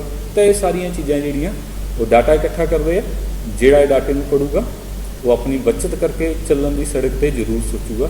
यह दूसरा काम सीगा। अगली जिहड़ी चीज़ की है सरकार ने हादसिਆਂ ਨੂੰ घट करने वास्ते तां प्रेरित किया जा रहा है आधुनिक ट्रांसपोर्ट के वास्ते। आधुनिक ट्रांसपोर्ट की है आधुनिक ट्रांसपोर्ट नूं इंटैलीजेंट ट्रांसपोर्ट भी कह दिता जाता है तो एक बड़ी वधिया चीज़ है जिहड़ी साडी मदद करूगी हादसिਆਂ ਨੂੰ घट करन दे विच। की है ये काम किवें करती है आधुनिक ट्रांसपोर्ट है जी इंटैलीजेंट ट्रांसपोर्ट है ये गड्डी का इलैक्ट्रॉनिक सिस्टम है जां सेंसर है डिटैक्टर है जां फिर जिहड़ा गड्डी का कंप्यूटर है ये सारिया चीज़ां जिहड़ियां ये मिल के काम करदियां इहदे नाल बहुत सारे हादसे जिहड़े उन्हां नूं होण तो रोकिया जांदा। उदाहरण के तौर पर जे असीं गल करिए आटोमैटिक एमरजेंसी ब्रेक एक नवी तकनीक है जां कह लो भी गड्डियां दे विच एक नवा फीचर है तो हिस्सा है ये इंटैलीजेंट ट्रांसपोर्ट का। हुण आटोमैटिक एमरजेंसी ब्रेक का फायदा सानूं ये हो जाता कि जदों असीं हाईवे ते तेज़ रफ्तार नाल जाई जाने जिन्नी भी उहदी स्पीड लिमिट है जे असीं उहदे अंदर भी जाई जाने तो गड्डी की रफ्तार हाईवे ते लगभग काफ़ी हुंदी है। एकदम जे कोई सड़क ते साडे सामने आ जाता है चाहे कोई पैदल साइकिल टू व्हीलर कोई गड्डी आ गई अगे तो जो एकदम कोई अगे आऊगा तो सानू लोड़ है छेती तो छेती गड्डी रोकण की। पर ज़्यादातर चालक है जिहड़े उन्हां दे विच जदों कोई ये जी स्थिति बनती है ਤਾਂ ਘਬਰਾਹਟ ਪੈਦਾ ਹੁੰਦੀ ਹੈ, ਜਾਂ ਕਹਿ ਲਓ ਵੀ ਉਹ ਘਬਰਾ ਜਾਂਦੇ ਆ ਜਦੋਂ ਇੱਕਦਮ ਕੋਈ ਅੱਗੇ ਆ ਜਾਵੇ। ਉਹਦੇ ਨਾਲ ਕਾਫੀ ਜ਼ਿਆਦਾ ਜਿਹੜੀ ਆ ਉੱਥੇ ਦਿੱਕਤ ਆ ਉਹ ਪੈਦਾ ਹੋ ਜਾਂਦੀ ਹੈ। ਪਰ ਜਿਹੜੇ ਐਮਰਜੈਂਸੀ ਬ੍ਰੇਕ ਆ, ਆਟੋਮੈਟਿਕ ਐਮਰਜੈਂਸੀ ਬ੍ਰੇਕ ਹੈ, ਇਹ ਆਪਣੇ ਆਪ ਕੰਮ ਕਰਦੇ ਆ। ਇਹਦੇ 'ਚ ਚਾਲਕ ਦਾ ਕੋਈ ਰੋਲ ਨਹੀਂ ਹੈ। ਗੱਡੀ ਦੇ ਵਿੱਚ ਇੱਕ ਟੈਕਨੋਲੋਜੀ ਹੈ ਜਿਹੜੀ ਕੋਈ ਅੱਗੇ ਇੱਕਦਮ ਚੀਜ਼ ਆਊਗੀ ਉਹਨੂੰ ਡਿਟੈਕਟ ਕਰੂਗੀ, ਅਤੇ ਇਸ ਤੋਂ ਬਾਅਦ ਗੱਡੀ ਦਾ ਜਿਹੜੀ ਬ੍ਰੇਕ ਆ ਉਹ ਅਪਲਾਈ ਕਰ ਦੂਗੀ। ਅਤੇ ਇਹਦੀ ਸਭ ਤੋਂ ਵੱਡੀ ਜਿਹੜੀ ਖਾਸੀਅਤ ਇਹ ਹੈ ਵੀ ਇਹ ਇਨਸਾਨੀ ਦਿਮਾਗ ਤੋਂ ਕਈ ਗੁਣਾ ਤੱਕ ਤੇਜ਼ ਹੈ। ਜੇ ਅਸੀਂ ਇੱਕਦਮ ਬ੍ਰੇਕ ਲਾਉਂਦੇ ਹਾਂ, ਸਾਨੂੰ ਉਹਦੇ 'ਚ ਟਾਈਮ ਲੱਗ ਜਾਂਦਾ। ਅੱਗੇ ਕੋਈ ਚੀਜ਼ ਦੇਖੀ, ਫਿਰ ਅਸੀਂ ਬ੍ਰੇਕ ਪੈਡਲ ਦੱਬਿਆ ਅਤੇ ਗੱਡੀ ਰੁਕੀ, ਇਹਨੂੰ ਬੋਲਦੇ ਆ ਬ੍ਰੇਕਿੰਗ ਡਿਸਟੈਂਸ। ਪਰ ਆਟੋਮੈਟਿਕ ਬ੍ਰੇਕਿੰਗ ਟੈਕਨੋਲੋਜੀ ਹੈ, ਇਹਦੇ ਵਿੱਚ ਇਹ ਡਿਸਟੈਂਸ ਹੈ ਜਿਹੜਾ ਉਹ 20 ਤੋਂ 30% ਤੱਕ ਹੈ ਜਿਹੜਾ ਉਹ ਘੱਟ ਜਾਂਦਾ ਹੈ। ਹੋਰ ਵੀ ਬਹੁਤ ਸਾਰੀ ਟੈਕਨੋਲੋਜੀ ਹੈ ਜਿਹੜੀ ਇਹਦੇ ਵਿੱਚ ਆਈ ਜਾਂਦੀ ਹੈ, ਜਿਵੇਂ ਨੈਵੀਗੇਸ਼ਨ ਸਿਸਟਮ ਆਈ ਜਾਂਦੇ ਹੈ, ਤਾਂ ਰਸਤਿਆਂ ਦੇ ਵਿੱਚ ਭਟਕਣ ਦਾ ਜਿਹੜਾ ਕੰਮ ਹੈ ਉਹ ਇਹ ਘੱਟ ਜਾਂਦਾ ਹੈਗਾ। ਜਾਂ ਫਿਰ ਲੇਨ ਕੀਪ ਅਸਿਸਟ ਹੈ, ਵਿਜ਼ੀਬਿਲਿਟੀ ਘੱਟ ਹੈ, ਜਾਂ ਕਹਿ ਲਓ ਵੀ ਅੱਗੇ ਸਾਨੂੰ ਦੂਰ ਤੱਕ ਨਹੀਂ ਦਿਖ ਰਿਹਾ। ਤਾਂ ਇਹ ਜਿਹੇ ਮੌਕਿਆਂ 'ਤੇ ਕੀ ਹੁੰਦਾ, ਕਈ ਵਾਰ ਗੱਡੀਆਂ ਜਿਹੜੀਆਂ ਉਹ ਸੜਕ ਤੋਂ ਥੱਲੇ ਲੈ ਜਾਂਦੀਆਂ, ਜਾਂ ਡਰਾਈਵਰ ਦਾ ਧਿਆਨ ਕਈ ਵਾਰੀ ਕਿਸੇ ਗੱਲ ਕਰਕੇ ਸੜਕ ਤੋਂ ਹਟ ਜਾਂਦਾ, ਉਦੋਂ ਵੀ ਖਤਰਾ ਬਣਿਆ ਰਹਿੰਦਾ ਵੀ ਸਾਡੀ ਗੱਡੀ ਹੈ ਜਿਹੜੀ ਉਹ ਸੜਕ ਤੋਂ ਥੱਲੇ ਲੈ ਸਕਦੀ ਹੈ। ਲੇਨ ਕੀਪ ਅਸਿਸਟ ਹੈ ਜਿਹੜਾ, ਇਹ ਸੜਕ 'ਤੇ ਜਿਹੜੀਆਂ ਲਾਈਨਾਂ ਲਾਈਆਂ ਜਾਂਦੀਆਂ ਉਹਨਾਂ ਦੇ ਹਿਸਾਬ ਨਾਲ ਗੱਡੀ ਨੂੰ ਆਪਣੀ ਜਿਹੜੀ ਲੇਨ ਹੈ ਉਹਦੇ ਤੋਂ ਬਾਹਰ ਨਹੀਂ ਜਾਣ ਦੇਊਗਾ। ਜੇ ਗੱਡੀ ਬਾਹਰ ਜਾਂਦੀ ਹੈ ਤਾਂ ਗੱਡੀ ਦੇ ਬ੍ਰੇਕ ਅਪਲਾਈ ਹੋ ਜਾਣਗੇ ਅਤੇ ਉਹ ਰੁਕ ਜੇਗੀ। ਪੈਡਸਟਰੀਅਨ ਡਿਟੈਕਸ਼ਨ ਟੈਕਨੋਲੋਜੀ ਹੈ, ਪਾਰਕਿੰਗ ਸੈਂਸਰ ਜਾਂ ਬੈਕਅਪ ਕੈਮਰਾ ਹੈ, ਅਡੈਪਟਿਵ ਕਰੂਜ਼ ਕੰਟਰੋਲ ਹੈ, ਬ੍ਰੇਕ ਅਸਿਸਟ ਹੈ, ਹੋਰ ਬਹੁਤ ਸਾਰੀਆਂ ਚੀਜ਼ਾਂ ਜਿਹੜੀਆਂ ਉਹ ਆ ਜਾਂਦੀਆਂ। ਤਾਂ ਇਹ ਸੀਗੀਆਂ ਟੈਕਨੋਲੋਜੀ। ਇਸ ਤੋਂ ਬਾਅਦ ਟਰਾਂਸਪੋਰਟ ਨੂੰ ਹੋਰ ਅੱਗੇ ਤੱਕ ਵੀ ਸੁਧਾਰਿਆ ਗਿਆ। ਇਹ ਜਿਹੜੀ ਇੰਟੈਲੀਜੈਂਟ ਟਰਾਂਸਪੋਰਟ ਹੈ, ਜਾਂ ਕਹਿ ਲਓ ਵੀ ਜਿਹੜੀਆਂ ਹੁਣ ਨਵੀਆਂ ਕਾਰਾਂ ਆਈ ਜਾਂਦੀਆਂ ਉਹ ਇਸੇ ਦੇ ਅਧੀਨ ਹੀ ਆਈ ਜਾਂਦੀਆਂ। ਭਾਰਤ ਨੇ ਇੱਕ ਆਪਣਾ NCAP ਪ੍ਰੋਗਰਾਮ ਬਣਾਇਆ, ਜਿਹਨੂੰ ਨਿਊ ਕਾਰ ਅਸੈਸਮੈਂਟ ਪ੍ਰੋਗਰਾਮ ਬੋਲਦੇ NCAP, ਅਤੇ ਇਹਦਾ ਨਾਮ ਰੱਖਿਆ Bharat new vehicle safety assessment program. ਇਸ ਦੇ ਤਹਿਤ ਜਿੰਨੀਆਂ ਵੀ ਕਾਰਾਂ ਜੁਲਾਈ 2019 ਤੋਂ ਬਾਅਦ ਭਾਰਤ ਦੇ ਵਿੱਚ ਆਉਣਗੀਆਂ, ਉਹ ਸਾਰੀਆਂ ਕਾਰਾਂ 'ਤੇ ਟੱਕਰਾਂ ਦੇ ਟੈਸਟ ਕਰਨੇ ਆ ਜਿਹੜੇ ਉਹ ਲਾਜ਼ਮੀ ਹੋ ਜਾਣਗੇ। ਕਾਰ ਨੂੰ ਮਾਰਕੀਟ 'ਚ ਆਉਣ ਤੋਂ ਪਹਿਲਾਂ ਹੀ ਉਹਦੇ 'ਤੇ ਟੱਕਰਾਂ ਦੇ ਟੈਸਟ ਕਰਕੇ ਦੇਖੇ ਜਾਣੇ ਆ, ਤਾਂ ਕਿ ਜਦੋਂ ਸੜਕ 'ਤੇ ਜੇ ਹਾਦਸਾ ਕੋਈ ਹੋ ਵੀ ਜਾਂਦਾ ਤਾਂ ਕਾਰ 'ਤੇ ਟੈਸਟ ਕਰਕੇ ਪਹਿਲਾਂ ਪਤਾ ਲੱਗ ਜੂਗਾ ਵੀ ਜਿਹੜੇ ਉਹ ਕਾਰ ਦੇ ਵਿੱਚ ਸਵਾਰ ਹੋਣਗੇ ਉਹਨਾਂ ਲਈ ਕੀ ਸਥਿਤੀ ਬਣੂਗੀ। ਉਹ ਸੁਰੱਖਿਅਤ ਹੋਣਗੇ, ਉਹਨਾਂ ਦੇ ਸੱਟਾਂ ਲੱਗਣਗੀਆਂ, ਜਾਂ ਫਿਰ ਉਹ ਜ਼ਿਆਦਾ ਨੁਕਸਾਨ ਉਹਨਾਂ ਦਾ ਹੋ ਸਕਦਾ। ਤਾਂ ਇਹ ਗੱਡੀ ਟੈਸਟ ਕਰਕੇ ਦੇਖਿਆ ਜਾਊਗਾ ਪਹਿਲਾਂ ਹੀ। ਸਿਰਫ ਉਹੀ ਗੱਡੀਆਂ ਅੱਗੇ ਜਾਣਗੀਆਂ ਜਿਹੜੀਆਂ ਸੁਰੱਖਿਅਤ ਇਸ ਟੈਸਟ ਨੂੰ ਪਾਸ ਕਰ ਲੈਣਗੀਆਂ। ਸਾਰੀਆਂ ਹੀ ਗੱਡੀਆਂ ਦੇ 4 ਟੱਕਰਾਂ ਦੇ ਟੈਸਟ ਅੱਗੋਂ ਪਿੱਛੋਂ ਪਾਸਿਓਂ, ਅਤੇ ਚੌਥਾ ਪੈਦਲ ਬੰਦੇ ਨਾਲ। ਤਾਂ ਇਹ ਸਾਰੇ ਟੈਸਟ ਆ ਜਿਹੜੇ ਗੱਡੀਆਂ 'ਤੇ ਕਰਕੇ ਦੇਖੇ ਜਾਂਦੇ। ਤਾਂ ਕੁੱਲ ਮਿਲਾ ਕੇ ਅਸੀਂ ਇਹ ਕਹਿ ਸਕਦੇ ਹਾਂ ਵੀ ਜਿਹੜੀ ਗੱਡੀਆਂ ਬਣਾਉਣ ਦਾ ਜਿਹੜਾ ਤਰੀਕਾ ਹੈ ਇਹਨੂੰ ਵੀ ਸੁਧਾਰਿਆ ਗਿਆ। ਹੁਣ ਜਿਹੜੀਆਂ ਗੱਡੀਆਂ ਸਾਡੇ ਕੋਲ ਆ ਰਹੀਆਂ ਉਹ ਲਗਭਗ ਸੁਰੱਖਿਅਤ ਗੱਡੀਆਂ ਹੋਣਗੀਆਂ। ਅਗਲੀ ਚੀਜ਼ ਇਹ ਸੀਗੀ ਆਧੁਨਿਕ ਟਰਾਂਸਪੋਰਟ। ਇਸ ਤੋਂ ਬਾਅਦ ਜਿਹੜੇ ਸੁਰੱਖਿਆ ਨੂੰ ਲੈ ਕੇ ਸਰਕਾਰ ਦੁਆਰਾ ਕਾਨੂੰਨ ਬਣਾਏ ਜਾਂਦੇ ਆ, ਉਹਨਾਂ ਨੂੰ ਸਖਤੀ ਨਾਲ ਲਾਗੂ ਕਰਨਾ ਸਰਕਾਰ ਨੇ ਸ਼ੁਰੂ ਕੀਤਾ, ਤਾਂ ਜੋ ਸੜਕਾਂ ਦੇ ਉੱਤੇ ਅਣਗਹਿਲੀਆਂ ਹੁੰਦੀਆਂ ਜਾਂ ਜਿਹੜੀ ਗਲਤ ਢੰਗ ਨਾਲ ਡਰਾਈਵਿੰਗ ਕਰਦੇ ਆ ਉਹਨਾਂ ਨੂੰ ਜੁਰਮਾਨੇ ਜਾਂ ਜਿਹੜੀ ਸਜ਼ਾ ਬਣਦੀ ਹੈ ਉਹਨਾਂ ਨੂੰ ਦਿੱਤੀ ਜਾਊਗੀ, ਤਾਂ ਕਿ ਅੱਗੇ ਤੋਂ ਇਹ ਜਿਹੀਆਂ ਗਲਤੀਆਂ ਕਰਨ ਤੋਂ ਜਿਹੜੇ ਚਾਲਕ ਆ ਉਹ ਪਰਹੇਜ਼ ਕਰਦੇ ਰਹਿਣ। ਇਸ ਤੋਂ ਅਗਲੀ ਚੀਜ਼, ਜਿੰਨੇ ਵੀ ਸਟੇਟ ਹੈਗੇ ਆ ਭਾਰਤ ਦੇ ਵਿੱਚ, ਸਾਰਿਆਂ ਦੇ ਵਿੱਚ ਡਰਾਈਵਿੰਗ ਸਿਖਲਾਈ ਸੰਸਥਾਵਾਂ ਜਿਹੜੀਆਂ ਉਹਨਾਂ ਦਾ ਗਠਨ ਕੀਤਾ ਗਿਆ। ਉਹਨਾਂ ਦੇ ਵਿੱਚ ਕੀ ਹੈ, ਜਿਹੜੇ ਵੀ ਹੈਵੀ ਮੋਟਰ ਵਹੀਕਲ ਦੇ ਡਰਾਈਵਰ ਹੈ, ਜਾਂ ਕਹਿ ਲਓ ਵੀ ਜਿਹੜੇ ਪ੍ਰੋਫੈਸ਼ਨਲ ਡਰਾਈਵਰ ਹੈਗੇ ਆਪਣਾ ਕਿੱਤਾ ਜਿਨ੍ਹਾਂ ਦਾ ਡਰਾਈਵਰੀ ਕਰਨਾ, ਉਹ ਸਾਰੇ ਡਰਾਈਵਰਾਂ ਨੂੰ ਜਿਹੜੀ ਸਿਖਲਾਈ ਆ ਉਹ ਸਮੇਂ-ਸਮੇਂ 'ਤੇ ਦਿੱਤੀ ਜਾਊਗੀ। ਜਿਹੜਾ ਅੱਜ ਅਸੀਂ ਕੋਰਸ ਕਰ ਰਹੇ ਹਾਂ ਇਹ ਵੀ ਇਸੇ ਦੇ ਅਧੀਨ ਹੀ ਆਈ ਜਾਂਦਾ ਹੈਗਾ। ਸਿਖਲਾਈ ਦੇਣੀ ਹੈ ਜਿਹੜੀ ਉਹ ਹੈਵੀ ਮੋਟਰ ਵਹੀਕਲ ਦੇ ਡਰਾਈਵਰਾਂ ਨੂੰ ਉਹ ਲਾਜ਼ਮੀ ਕਰ ਦਿੱਤੀ ਗਈ ਹੈ ਸਰਕਾਰ ਦੁਆਰਾ। ਇਸ ਤੋਂ ਅਗਲੀ ਚੀਜ਼, ਵੱਖਰੀਆਂ ਜਿਹੜੀਆਂ ਸਟੇਟ ਹੈਗੀਆਂ ਜਾਂ ਵੱਖਰੇ ਰਾਜਾਂ ਦੇ ਜਿਹੜੇ ਟਰਾਂਸਪੋਰਟ ਮਿਨਿਸਟਰ ਹੈ, ਹਰ ਸਾਲ ਇਹਨਾਂ ਦੀ ਇੱਕ ਮੀਟਿੰਗ ਹੈ ਜਿਹੜੀ ਉਹ ਲਾਜ਼ਮੀ ਕੀਤੀ ਗਈ ਹੈ। ਹਰ ਸਾਲ ਇਹਨਾਂ ਦੀ ਇੱਕ ਮੀਟਿੰਗ ਹੁੰਦੀ ਹੈ। ਉਹ ਮੀਟਿੰਗ ਦੇ ਵਿੱਚ ਇਸ ਚੀਜ਼ 'ਤੇ ਮੀਟਿੰਗ ਕੀਤੀ ਜਾਂਦੀ ਹੈ ਵੀ ਜਿਹੜੇ ਟਰਾਂਸਪੋਰਟ ਸਿਸਟਮ ਹੈ ਇਹਨੂੰ ਸਮੂਥਲੀ ਕਿਵੇਂ ਚਲਾਇਆ ਜਾ ਸਕਦਾ, ਸਹੀ ਤਰੀਕੇ ਨਾਲ ਕਿਵੇਂ ਚੱਲ ਸਕਦਾ। ਸਾਲ 2019 ਦੇ ਵਿੱਚ ਜਿਹੜਾ ਮੋਟਰ ਵਹੀਕਲ ਐਕਟ ਹੈ ਇਹਨੂੰ ਸੁਧਾਰਿਆ ਗਿਆ। ਇਹਦੇ ਵਿੱਚ ਕਾਫੀ ਚੀਜ਼ਾਂ ਜਿਹੜੀਆਂ ਉਹ ਨਵੀਆਂ ਐਡ ਕੀਤੀਆਂ ਗਈਆਂ। ਪੁਰਾਣੀ ਜਿਹੜੀਆਂ ਗਲਤੀਆਂ ਤੇ ਜੁਰਮਾਨੇ ਜਾਂ ਸਜ਼ਾ ਸੀਗੀ ਉਹਨਾਂ ਨੂੰ ਵੀ ਵਧਾ ਦਿੱਤਾ ਗਿਆ। ਕੁਝ ਨਵੀਆਂ ਚੀਜ਼ਾਂ ਵੀ ਉਹਨਾਂ ਨੇ ਬਣਾਈਆਂ। ਤਾਂ ਇਹ ਜਿਹੜਾ ਮੋਟਰ ਵਹੀਕਲ ਐਕਟ ਇਹਨਾਂ ਨੇ ਪਾਸ ਕੀਤਾ ਉਹ ਇਸੇ ਮੀਟਿੰਗ ਦੇ ਵਿੱਚ ਹੀ ਉਹ ਪਾਸ ਹੋਇਆ। ਅਤੇ ਹਰ ਸਾਲ ਇਹ ਮੀਟਿੰਗ ਹੁੰਦੀ ਹੈ, ਇਹਦੇ 'ਚ ਵੱਖਰੇ ਵੱਖਰੇ ਕੰਮ ਹੈ ਜਿਹੜੇ ਉਹ ਉਹਨਾਂ 'ਤੇ ਚਰਚਾ ਕੀਤੀ ਜਾਂਦੀ ਹੈ ਅਤੇ ਕਾਨੂੰਨ ਹੈ ਜਿਹੜੇ ਨਵੇਂ ਸੜਕ ਸੁਰੱਖਿਆ ਨੂੰ ਲੈ ਕੇ ਉਹ ਬਣਾਏ ਜਾਂਦੇ ਆ।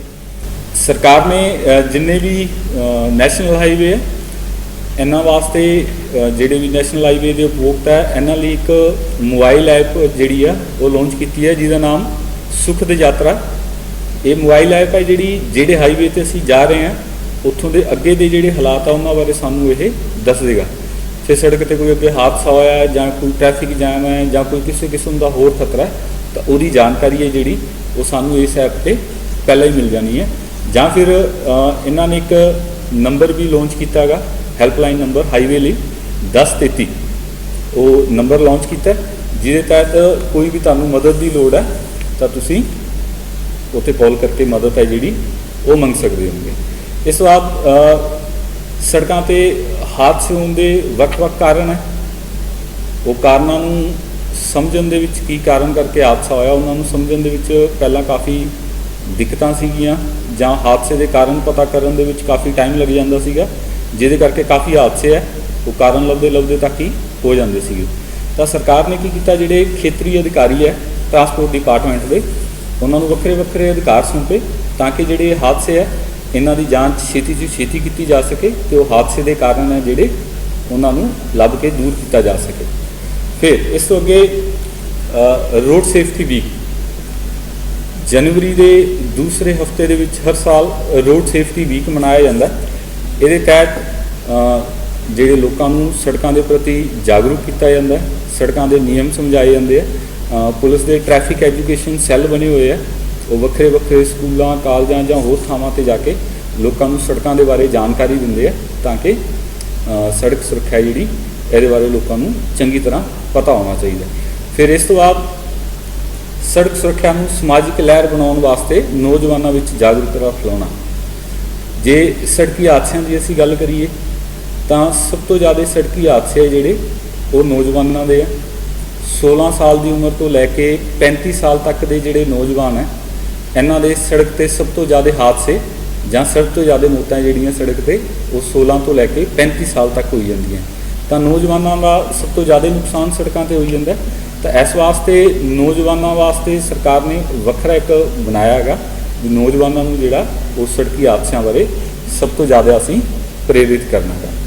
ਫਿਰ ਵਾਹਨਾਂ ਲਈ seat belt reminder, power steering, anti lock braking system ਜਾਂ ਹੋਰ ਚੀਜ਼ਾਂ, ਜਿਵੇਂ ਆਪਾਂ ਪਹਿਲਾਂ ਵੀ ਗੱਲ ਕੀਤੀ ਸੀਗੀ ਵੀ ਜੁਲਾਈ 2019 ਤੋਂ ਬਾਅਦ ਜਿਹੜੀਆਂ ਵੀ ਕਾਰਾਂ ਵਿਕੀਆਂ ਉਹਨਾਂ 'ਤੇ ਟੱਕਰਾਂ ਦੇ ਟੈਸਟ ਲਾਜ਼ਮੀ ਕੀਤੇ ਗਏ ਉਹਨਾਂ ਦੀ ਸੁਰੱਖਿਆ ਯਕੀਨੀ ਬਣਾਉਣ ਵਾਸਤੇ। ਉਸੇ ਤਰ੍ਹਾਂ ਹੀ ਜਿਹੜੇ ਬੇਸਿਕ ਸੇਫਟੀ ਫੀਚਰ ਹੈ seat belt reminder, power steering, anti lock braking system, air bag, parking sensor, rear parking sensor, ਕਾਫੀ ਚੀਜ਼ਾਂ ਜਿਹੜੀਆਂ ਉਹ ਸਾਰੀਆਂ ਹੀ ਕਾਰਾਂ ਦੇ ਵਿੱਚ ਲਾਜ਼ਮੀ ਕਰ ਦਿੱਤੀਆਂ ਗਈਆਂ। ਏਅਰ ਬੈਗ ਹੈ ਪਹਿਲਾਂ ਮਹਿੰਗੀਆਂ ਗੱਡੀਆਂ ਦੇ ਵਿੱਚ ਮਿਲਦੇ ਸੀਗੇ ਜਿਨ੍ਹਾਂ ਦੀ ਕੀਮਤ ਹੈ ਜਿਹੜੀ ਉਹ ਕਾਫੀ ਜ਼ਿਆਦਾ ਹੁੰਦੀ ਸੀਗੀ, ਪਰ ਸੁਰੱਖਿਆ ਦੇ ਵਜੋਂ ਇੱਕ ਬਹੁਤ ਵਧੀਆ ਚੀਜ਼ ਸੀਗੀ ਉਹ। ਤਾਂ ਇਸ ਚੀਜ਼ ਨੂੰ ਦੇਖਦੇ ਹੋਏ ਸਰਕਾਰ ਨੇ ਸਾਰੀਆਂ ਗੱਡੀਆਂ ਵਾਸਤੇ ਲਾਜ਼ਮੀ ਕੀਤਾ ਵੀ ਜੁਲਾਈ 2019 ਤੋਂ ਬਾਅਦ ਜੇ ਭਾਰਤ ਦੇ ਵਿੱਚ ਤੁਸੀਂ ਕਾਰ ਵੇਚਣੀ ਹੈ ਭਾਵੇਂ ਉਹਦੀ ਕੀਮਤ ਘੱਟ ਹੈ ਭਾਵੇਂ ਜ਼ਿਆਦਾ ਹੈ, ਉਹਦੇ ਵਿੱਚ ਜ਼ਿਆਦਾ ਨਹੀਂ ਤਾਂ ਘੱਟੋ ਘੱਟ ਡਰਾਈਵਰ ਦਾ ਇੱਕ ਏਅਰ ਬੈਗ ਹੈ ਜਿਹੜਾ ਉਹ ਹੋਣਾ ਲਾਜ਼ਮੀ ਹੈ।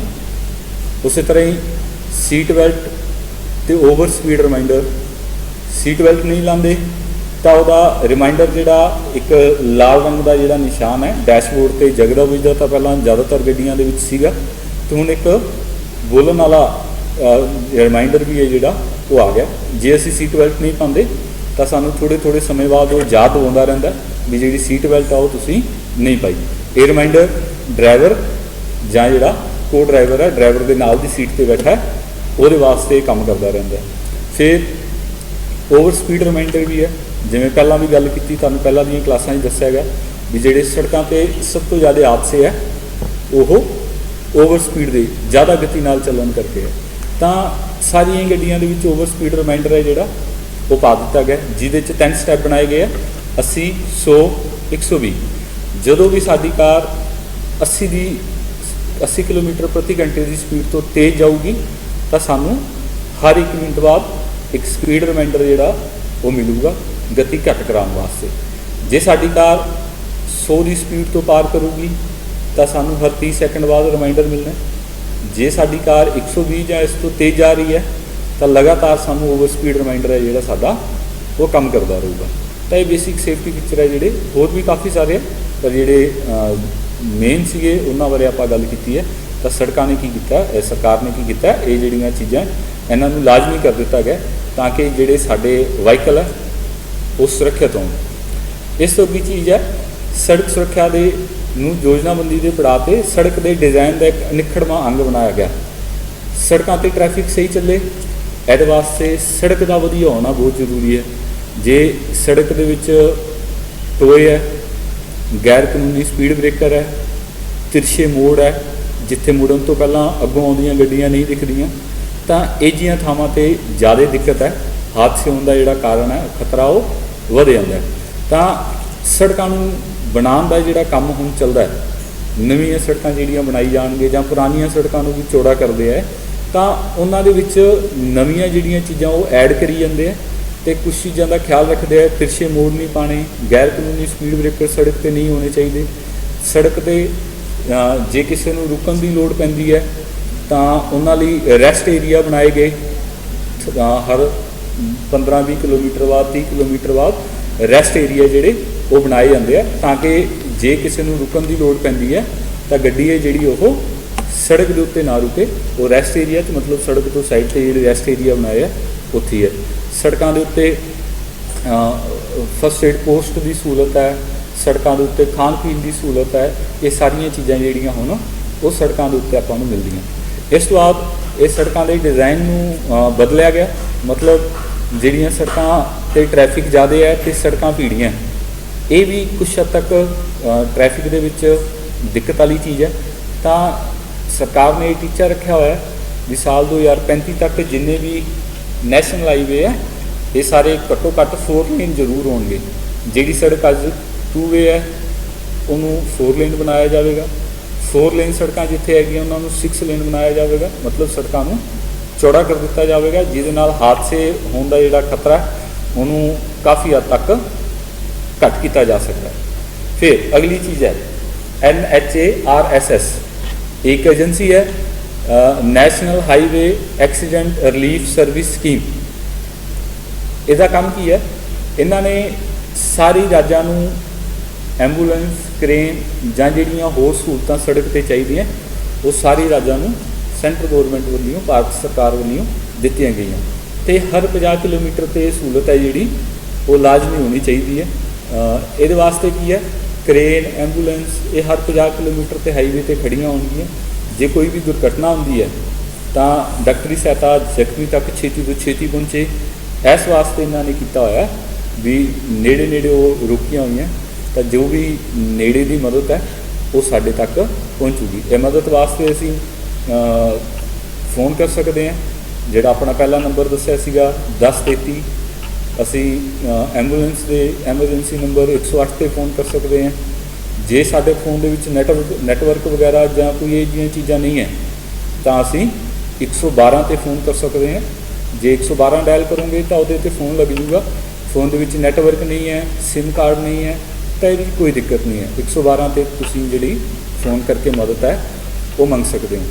ਇਸ ਤੋਂ ਇਲਾਵਾ ਜਿਹੜੇ ਸਾਡੇ ਮੋਬਾਈਲ ਫੋਨ ਹੈ, ਐਜ ਐਮਰਜੈਂਸੀ ਜੇ ਸਾਨੂੰ ਕਦੇ ਹੋ ਜਾਂਦੀ ਹੈ ਤਾਂ ਮੋਬਾਈਲ ਫੋਨ ਦੇ ਵਿੱਚ ਸਾਨੂੰ ਐਮਰਜੈਂਸੀ ਨੰਬਰ ਹੈ ਜਿਹੜੇ SOS ਲਈ ਸੈੱਟ ਕਰਕੇ ਰੱਖਣੇ ਚਾਹੀਦੇ ਆ ਤਾਂ ਕਿ ਸਾਡੀ ਜਾਣਕਾਰੀ ਹੈ ਜਿਹੜੀ ਕਿਸੇ ਵੀ ਦਿੱਕਤ ਵੇਲੇ ਅਸੀਂ ਆਪਣਿਆਂ ਨੂੰ, ਸਾਡਿਆਂ ਨੂੰ, ਜਾਣਕਾਰ ਬੰਦਿਆਂ ਨੂੰ ਪਤਾ ਲੱਗਦਾ ਰਹੇ। ਇਸ ਤੋਂ ਅਗਲੀ ਚੀਜ਼ ਸੁਪਰੀਮ ਕੋਰਟ ਦਾ ਫੈਸਲਾ। ਤਾਂ ਪਿਛਲੇ ਕਾਫੀ ਸਮੇਂ ਤੋਂ ਸੜਕੀ ਹਾਦਸੇ ਜਿਹੜੇ ਉਹ ਲਗਾਤਾਰ ਭਾਰਤ ਦੇ ਵਿੱਚ ਹੋ ਰਹੇ ਆ ਤਾਂ ਜਿਹੜੇ ਜ਼ਖਮੀ ਹੈ ਉਹ ਜ਼ਿਆਦਾਤਰ ਮੌਕਿਆਂ 'ਤੇ ਉਹਨਾਂ ਨੂੰ ਮਦਦ ਨਹੀਂ ਮਿਲਦੀ, ਜਿਹਦੇ ਕਰਕੇ ਜ਼ਿਆਦਾਤਰ ਮੌਤਾਂ ਜਿਹੜੀਆਂ ਉਹ ਬਿਨਾਂ ਮਦਦ ਦੇ ਹੀ ਹੋ ਜਾਂਦੀਆਂ। ਤਾਂ ਜਿਹੜੇ ਉਹ ਹਾਦਸੇ ਦੇ ਗਵਾਹ ਹੈ ਜਾਂ ਉੱਥੋਂ ਆਸੇ-ਪਾਸੇ ਲੰਘ ਰਹੇ ਲੋਕ ਹੈ ਉਹ ਜ਼ਿਆਦਾਤਰ ਇਹ ਜ਼ਖਮੀ ਬੰਦਿਆਂ ਦੀ ਮਦਦ ਕਰਨ ਤੋਂ ਡਰਦੇ ਹੈ। ਉਹਦਾ ਕਾਰਨ ਇਹ ਹੈ ਕਿਉਂਕਿ ਜੇ ਮੈਂ ਮਦਦ ਕਰਦਾ ਤਾਂ ਮੈਨੂੰ ਇਹ ਡਰ ਹੈ ਵੀ ਮੈਨੂੰ ਕਾਨੂੰਨੀ ਚੱਕਰਾਂ ਦੇ ਵਿੱਚ ਇੱਧਰ ਉੱਧਰ ਗੇੜੇ ਲਾਉਣੇ ਪੈਣਗੇ ਜਾਂ ਮੇਰੇ 'ਤੇ ਕੋਈ ਐਕਸ਼ਨ ਨਾ ਆ ਜੇ। ਇਸ ਵਾਸਤੇ ਤਾਂ ਇਹ ਹਾਦਸੇ ਆਪਾਂ ਤੁਹਾਨੂੰ ਪਹਿਲਾਂ ਹੀ ਦੱਸਿਆ ਸੀਗਾ 2013 ਤੋਂ ਬਾਅਦ ਇਹਨਾਂ ਨੂੰ ਨੈਸ਼ਨਲ ਐਮਰਜੈਂਸੀ ਘੋਸ਼ਿਤ ਕੀਤਾ। ਤਾਂ ਇਹਨਾਂ ਨੂੰ ਜਿਹੜੇ ਜ਼ਖਮੀ ਲੋਕ ਹੈ ਉੱਥੋਂ ਦੇ ਲੰਘਦੇ ਲੋਕ ਇਹਨਾਂ ਦੀ ਮਦਦ ਕਰਨ ਤਾਂ ਉਹਦੇ ਵਾਸਤੇ ਸੁਪਰੀਮ ਕੋਰਟ ਨੇ ਇੱਕ ਵੱਖਰਾ ਫੈਸਲਾ ਜਿਹੜਾ ਉਹ ਸੁਣਾਇਆ। ਉਹ ਫੈਸਲਾ ਇਹ ਸੀਗਾ ਵੀ ਜੇ ਕੋਈ ਹਾਦਸਾ ਹੁੰਦਾ ਤਾਂ ਜ਼ਖਮੀ ਨੂੰ ਜਿਹੜਾ ਵੀ ਮਦਦਗਾਰ ਹਸਪਤਾਲ ਪਹੁੰਚਾਊਗਾ ਉਹਨੂੰ ਬਿਨਾਂ ਕਿਸੇ ਸਵਾਲ ਦੇ ਹਸਪਤਾਲ ਤੋਂ ਵਾਪਿਸ ਆਉਣ ਦਿੱਤਾ ਜਾਊਗਾ।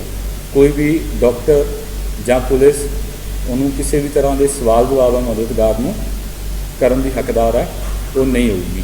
ਜਾਂ ਫਿਰ ਜੇ ਅਸੀਂ ਕੋਈ ਵੀ ਐਕਸੀਡੈਂਟ ਵਗੈਰਾ ਹੋਇਆ ਜੇ ਕੋਈ ਮਦਦ ਕਰਕੇ ਉਹਨੂੰ ਹਸਪਤਾਲ ਪਹੁੰਚਾਉਂਦਾ ਤਾਂ ਉਹਦੇ ਲਈ ਜ਼ਿੰਮੇਵਾਰ ਮਦਦਗਾਰ ਨਹੀਂ ਹੋਊਗਾ। ਜਾਂ ਕਹਿ ਲਓ ਵੀ ਕੋਈ ਵੀ ਜਿਹੜੀ ਉੱਥੇ ਹਾਦਸਾ ਹੋਇਆ ਉਹਦੀ ਜ਼ਿੰਮੇਵਾਰੀ ਮਦਦਗਾਰ ਨੂੰ ਉਹਦੇ ਪ੍ਰਤੀ ਕੋਈ ਸਵਾਲ ਜਾਂ ਉਹਦੇ 'ਤੇ ਇਲਜ਼ਾਮ ਇਹੋ ਜਿਹਾ ਉਹ ਨਹੀਂ ਆ ਸਕਦਾ। ਜਾਂ ਅਸੀਂ ਮਦਦ ਲਈ ਫੋਨ ਕਰਦੇ ਹਾਂ, ਕੋਈ ਹਾਦਸਾ ਹੋਇਆ ਅਸੀਂ ਐਮਰਜੈਂਸੀ ਨੰਬਰ 'ਤੇ ਮਦਦ ਵਾਸਤੇ ਫੋਨ ਕੀਤਾ ਤਾਂ ਸਾਨੂੰ ਮਦਦ ਆਊਗੀ।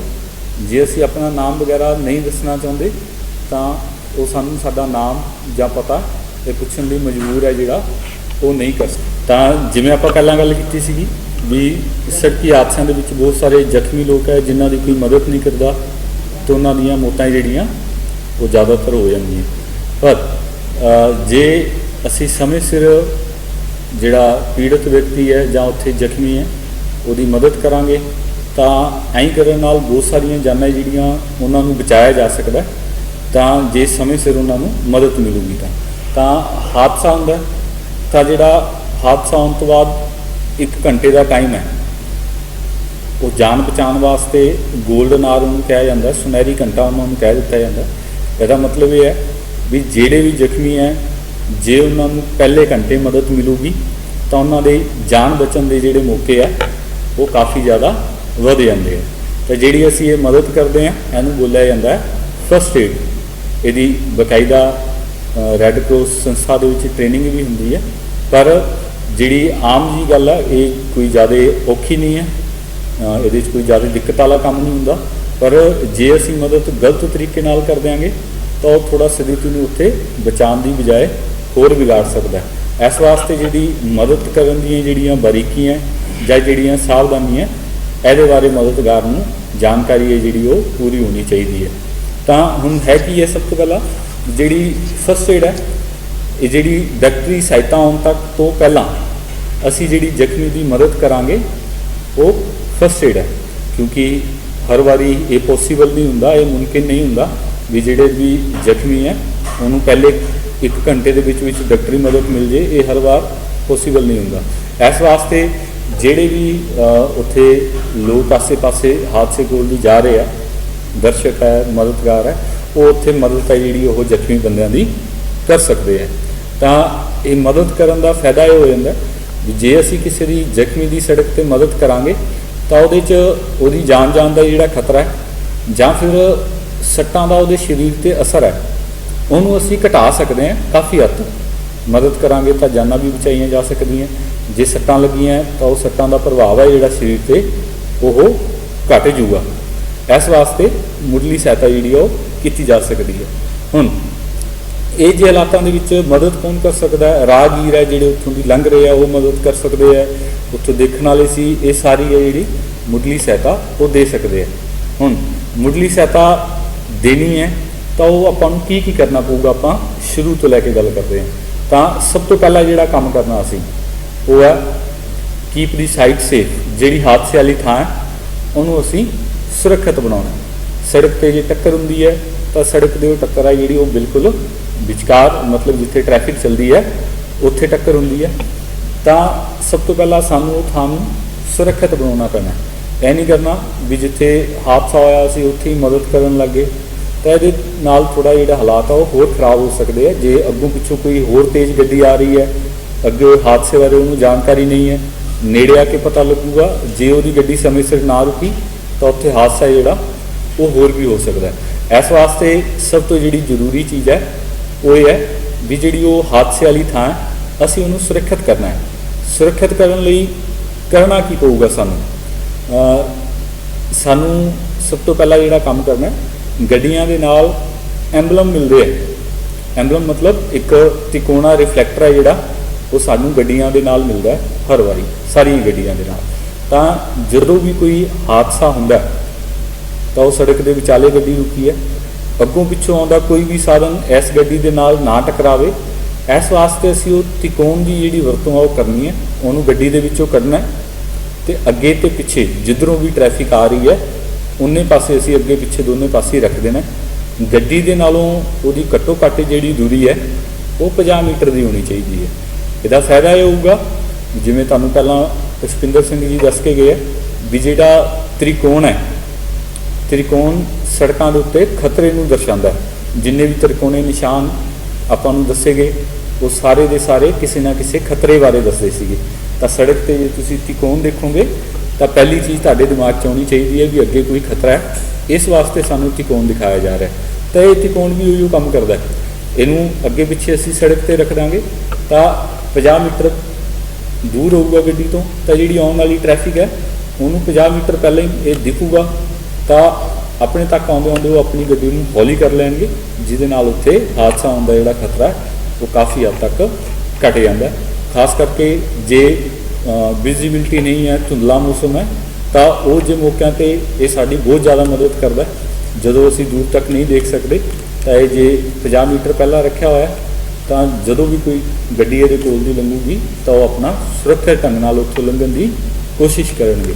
तो यह सब तो पहला काम करना है असीं ये त्रिकोण है जिहड़ा इहनूं कढ देना।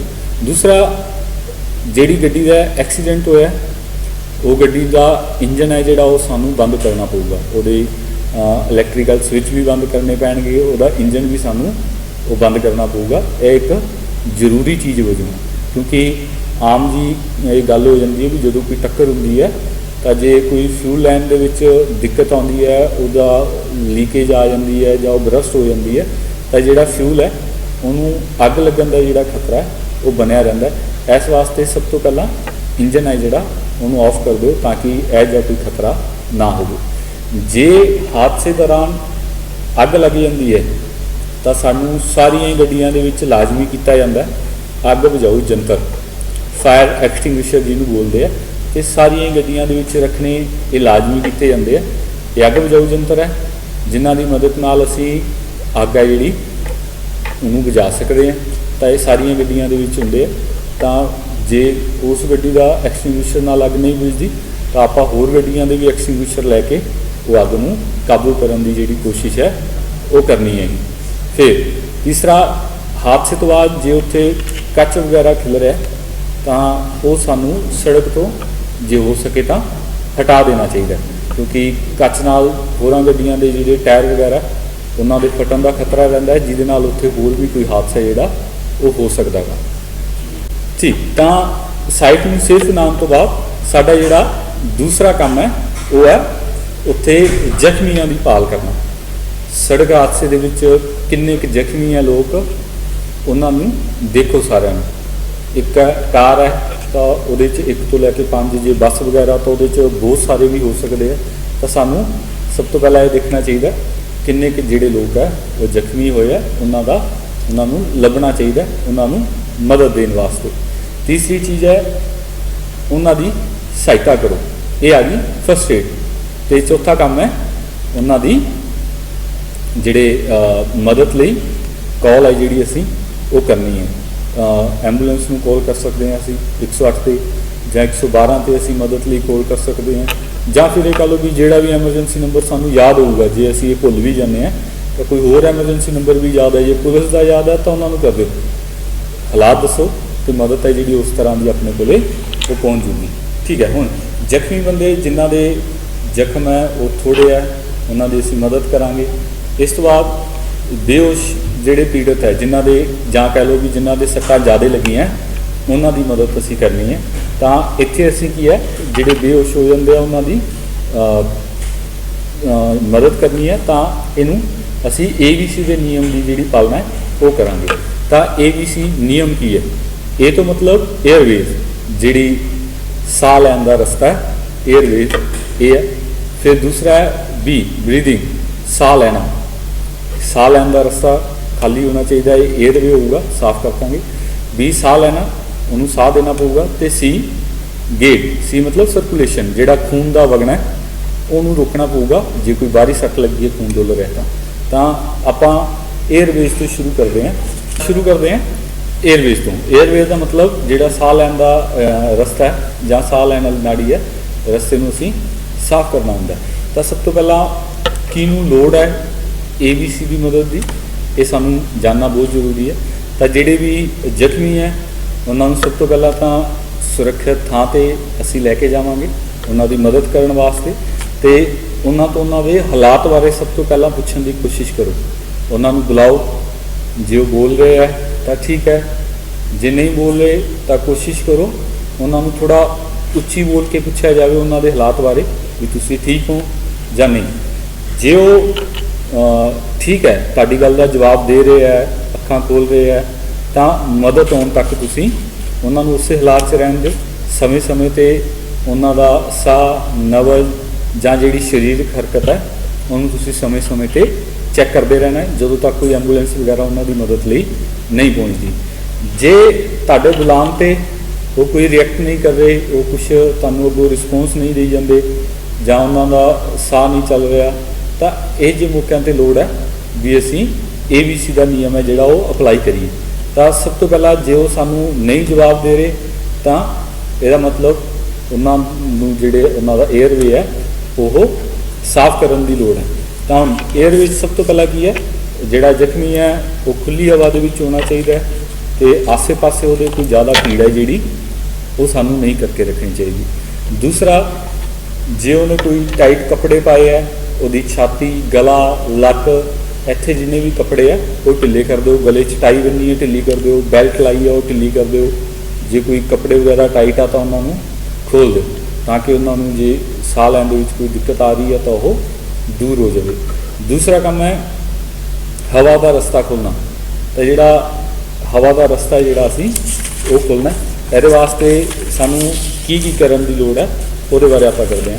ਠੀਕ, ਹੁਣ ਜ਼ਿਆਦਾ ਪੀੜ ਆਪਾਂ ਨਹੀਂ ਕਰਨੀ, ਇਹ ਚੀਜ਼ ਦਾ ਖਿਆਲ ਰੱਖਣਾ। ਫਿਰ ਇਸ ਤੋਂ ਅੱਗੇ ਜੇ ਪੀੜਤ ਵਿਅਕਤੀ ਦੇ ਮੂੰਹ ਜਾਂ ਨੱਕ ਦੇ ਵਿੱਚੋਂ ਖੂਨ ਲਗਾਤਾਰ ਵਗ ਰਿਹਾ ਤਾਂ ਧਿਆਨ ਰੱਖੋ ਵੀ ਮਦਦ ਕਰਨ ਵੇਲੇ ਉੱਪਰ ਨੂੰ ਮੂੰਹ ਕਰਕੇ ਉਹਨੂੰ ਅਸੀਂ ਨਹੀਂ ਪਾਉਣਾ, ਜਾਂ ਉਹਨੂੰ ਉਲਟੀਆਂ ਆ ਰਹੀਆਂ ਫਿਰ ਵੀ ਅਸੀਂ ਉਹਨਾਂ ਨੂੰ ਉੱਪਰ ਨੂੰ ਮੂੰਹ ਕਰਕੇ ਨਹੀਂ ਪਾਉਣਾ। ਅਜਿਹਾ ਕਰਨ ਨਾਲ ਜੇ ਉੱਪਰ ਨੂੰ ਮੂੰਹ ਹੈ ਤਾਂ ਜਿਹੜਾ ਵੀ ਉਲਟੀ ਵਗੈਰਾ ਹੈ ਜਾਂ ਕੋਈ ਖੂਨ ਉਹਦੇ ਮੂੰਹ ਜਾਂ ਨੱਕ ਦੇ ਵਿੱਚੋਂ ਨਿਕਲ ਰਿਹਾ ਤਾਂ ਖਤਰਾ ਬਣਿਆ ਰਹਿੰਦਾ ਵੀ ਉਹ ਖੂਨ ਮੂੰਹ ਰਾਹੀਂ ਜਾਂ ਨੱਕ ਰਾਹੀਂ ਸਾਹ ਨਾੜੀ ਦੇ ਵਿੱਚ ਜਾਣ ਦਾ ਜਿਹੜਾ ਖਤਰਾ ਉਹ ਬਣ ਜਾਂਦਾ। ਜੇ ਉਹ ਸਾਹ ਨਾੜੀ ਦੇ ਵਿੱਚ ਜਾ ਕੇ ਜੰਮ ਜਾਂਦਾ ਤਾਂ ਜਿਹੜੀ ਉਹਦੀ ਰਸਤਾ ਜਿਹੜਾ ਸਾਹ ਲੈਣ ਦਾ ਉਹ ਬਲੋਕ ਹੋ ਜਾਊਗਾ ਅਤੇ ਖਤਰਾ ਜਿਹੜਾ ਉਹ ਵਧ ਜਾਂਦਾ। ਇਹ ਜਿਹੇ ਮੌਕਿਆਂ 'ਤੇ ਜਦੋਂ ਲਗਾਤਾਰ ਖੂਨ ਨਿਕਲ ਰਿਹਾ, ਬੰਦ ਨਹੀਂ ਹੋ ਰਿਹਾ, ਤਾਂ ਜ਼ਖਮੀ ਨੂੰ ਇੱਕ ਪਾਸੇ ਨੂੰ ਕਰਕੇ ਲਟਾਉਣਾ ਅਤੇ ਉਹਦੀ ਮਦਦ ਕਰਨੀ ਹੈ ਅਤੇ ਕੋਸ਼ਿਸ਼ ਕਰਨਾ ਜਿੱਥੋਂ ਖੂਨ ਨਿਕਲ ਰਿਹਾ ਜੇ ਉਹ ਬੰਦ ਹੋ ਸਕਦਾ ਤਾਂ ਉਹਨੂੰ ਬੰਦ ਕਰਨ ਦੀ ਅਸੀਂ ਕੋਸ਼ਿਸ਼ ਕਰਨੀ ਹੈ। ਠੀਕ, ਅਗਲੀ ਚੀਜ਼ ਪੀੜਤ ਵਿਅਕਤੀ ਦੇ ਮੂੰਹ ਦੀ ਸਫਾਈ ਕਰਨੀ। ਜੇ ਹਾਦਸੇ ਦੇ ਵਿੱਚ ਉਹਦੇ ਸੱਟ ਲੱਗਦੀ ਹੈ ਤਾਂ ਹੋ ਸਕਦਾ ਉਹਦੇ ਦੰਦ ਵਗੈਰਾ ਟੁੱਟੇ ਆਉਣ, ਮੂੰਹ 'ਚੋਂ ਖੂਨ ਨਿਕਲ ਰਿਹਾ ਜਾਂ ਉਲਟੀਆਂ ਆ ਗਈਆਂ ਜਾਂ ਕੋਈ ਮਿੱਟੀ ਘੱਟਾ ਹੈ, ਤਾਂ 에ਅਰਵੇ ਜਦੋਂ ਅਸੀਂ ਕਲੀਨ ਕਰਨਾ ਤਾਂ ਮੂੰਹ ਦੀ ਸਫਾਈ ਜਿਹੜੀ ਇਹ ਬਹੁਤ ਜ਼ਰੂਰੀ ਹੈ। ਇਸ ਵਾਸਤੇ ਅਸੀਂ ਉਹਨੂੰ ਉਲਟਾ ਕਰਕੇ ਮੂੰਹ ਉਹਦਾ ਥੋੜ੍ਹਾ ਉੱਪਰ ਵੱਲ ਚੱਕ ਕੇ ਆਪਣੀਆਂ ਉਂਗਲਾਂ ਦੇ ਨਾਲ ਉਹਦੇ ਮੂੰਹ ਦੀ ਸਫਾਈ ਹੈ ਜਿਹੜੀ ਉਹ ਕਰ ਸਕਦੇ ਹਾਂ। ਠੀਕ, 에ਅਰਵੇ ਕਰਨ ਤੋਂ ਬਾਅਦ ਅਗਲੀ ਚੀਜ਼ ਆ ਗਈ B, ਸਾਹ ਦੇਣਾ। ਅਸੀਂ ਉਹਦਾ ਸਾਹ ਚੈੱਕ ਕਰਾਂਗੇ 에ਅਰਵੇ ਕਲੀਨ ਕਰਨ ਤੋਂ ਬਾਅਦ ਵੀ ਉਹਨੂੰ ਸਾਹ ਸਹੀ ਤਰੀਕੇ ਨਾਲ ਆ ਰਿਹਾ ਜਾਂ ਨਹੀਂ। ਅਸੀਂ ਉਹਦੀ ਛਾਤੀ 'ਤੇ ਹੱਥ ਰੱਖ ਕੇ ਮਹਿਸੂਸ ਕਰ ਰਹੇ ਹਾਂ, ਜੇ ਛਾਤੀ ਉੱਪਰ ਥੱਲੇ ਹੋ ਰਹੀ ਹੈ ਤਾਂ ਇਹਦਾ ਮਤਲਬ ਉਹਦਾ ਸਾਹ ਜਿਹੜਾ ਉਹ ਚੱਲ ਰਿਹਾ। ਜਾਂ ਅਸੀਂ ਸਾਹ ਦੀ ਆਵਾਜ਼ ਤੋਂ ਜਾਂ ਮੂੰਹ ਜਾਂ ਨੱਕ ਦੇ ਅੱਗੇ ਕੋਈ ਵੀ ਆਪਣਾ ਅੰਗ ਕਰਕੇ ਅਸੀਂ ਉਹਨੂੰ ਮਹਿਸੂਸ ਕਰ ਸਕਦੇ ਹਾਂ। ਜੇ ਉਹਦਾ ਸਾਹ ਚੱਲ ਰਿਹਾ ਤਾਂ ਸਹੀ ਹੈ, ਉਹਨੂੰ ਮਦਦ ਹੋਣ ਤੱਕ ਉਸੇ ਹਾਲਾਤ ਦੇ ਵਿੱਚ ਰਹਿਣ ਦਿਓ। ਜੇ ਉਹਦਾ ਸਾਹ ਨਹੀਂ ਚੱਲ ਰਿਹਾ ਤਾਂ ਫਿਰ ਸਾਨੂੰ ਲੋੜ ਹੈ ਬਣਾਵਟੀ ਸਾਹ ਦੇਣ ਦੀ। ਤਾਂ ਬਣਾਵਟੀ ਸਾਹ ਦੇਣ ਵਾਲੇ ਦੋ ਤਰੀਕੇ ਹੈ। एक तो असी उहदी छाती नूं दब के उहनूं बनावटी साह दे सकते हैं, तो दूसरा मूँह तो मूँह नाल असी उहनूं बनावटी साह जिहड़ा वो दे सकते हैं जी। तो जे लोड़ पैंदी है बनावटी साह देण दी तो अपने दोनों हत्थां दे नाल उहनूं पिठ दे भार पा के अपने दोनों हत्थ उहदी छाती ते रख के पूरे शरीर के जोर नाल असी उहदी छाती नूं जिहड़ा 1.5 ਤੋਂ 2 इंच तक थल्ले नूं लैके जाना है, तो फिर वो भार हटा देना है, उन्होंने वापस छाती नूं आपदी थां ते आउण देना। तो अजिहा लगातार करते रहो, 1 मिनट के 30 ਤੋਂ 40 बार असी ये काम कर सकते हैं। जे इहदे नाल उहदा साथ चलता है सही है, नहीं फिर असी उहनूं मूँह तो मूँह बनावटी साह जिहड़ा वो दे सकते हैं। मूँह तो मूँह बनावटी साह देने वास्ते ये जिहड़ी पोजीशन सानूं दिखाई गई है, मूँह ज़्यादा थल्ले वाल ਜਾਂ ज़्यादा उपर वाल नहीं होना चाहिए, इनू सही रखो ताकि जिहड़ा एयरवे है ये जांदा रहे, इत्थों होना चाहिए है। तो ये वास्ते की है, ये पोजीशन दे विच रख के नक नूं उहदे नूं बंद करके, जे उहदे मूँह 'च कोई खून वगैरह है तो असीं उहदे मूँह ते कपड़ा रख के उहदे मूँह नाल मूँह ला के पूरे जोर नाल असीं उहनूं साह देना, तो छाती ते हत्थ रख के दूजा असीं महसूस करना भी उहदी छाती है जिहड़ी जदों असीं उहनूं बनावटी साह दे रहे हैं मूँह राहीं वो उपर नूं आनी चाहिए है। तो एक बार जो छाती उपर आई तो उन्होंने छड़ दो, वापस आपकी जगह पर जान दो, तो ये असी कर सकते हैं। छाती नूं 1 मिनट के असी 30-40 बार छाती दब के तो बिच दी 2 बार असी मूँह नाल मूँह ला के बनावटी साह जिहड़ा असी वो दे सकते हैं। अजिहा करना उहदा जिहड़ा एयरवे नूं जां कह लो भी उहदे साह जिहड़े वो वापस चला सकता है। सी सर्कुलेशन जिहड़ा खून का वगना, तो एक आम जी गल है भी जिहड़े भी सड़की हादसे हो जाते हैं, इन्हां दे विच बहुत सारिया मौतां जिहड़ियां वो सब तो ज़्यादा मौतां साह ऑक्सीजन की सप्लाई रुकण करके, साह बंद होने करके, तो दूसरा वड्डा कारण है मौतां होण दा ज़्यादा खून है जिहड़ा वो डुल जाना। जे खून ज़्यादा डुल जूगा तो बहुत सारिया मौतां शरीर दे विच खून की कमी आन करके होई जांदियां। इस वास्ते जदों उन्हां दे साह चल पैंदे है तो तुसीं ये कोशिश करो भी उन्होंने जिहड़ा खून जिहड़ा वगी जांदा उन्होंने रोकिया जाए। खून वगन तो रोकण वास्ते जिथों खून वग रहा है असीं पिछे करके अंग नूं बन सकते हैं, पर वो सानूं समय समय ते ढिले करदा रहना पऊगा, जां फिर कोई भी कपड़े का पैड बना के, जे जख्म ज़्यादा वड्डा फट है तो कपड़े का पैड बना के उत्ते ला के किसी चीज़ नाल असीं बन सकते हैं। पर ध्यान दिओ भी कपड़ा जिहड़ा वो साफ सुथरा होना चाहिए।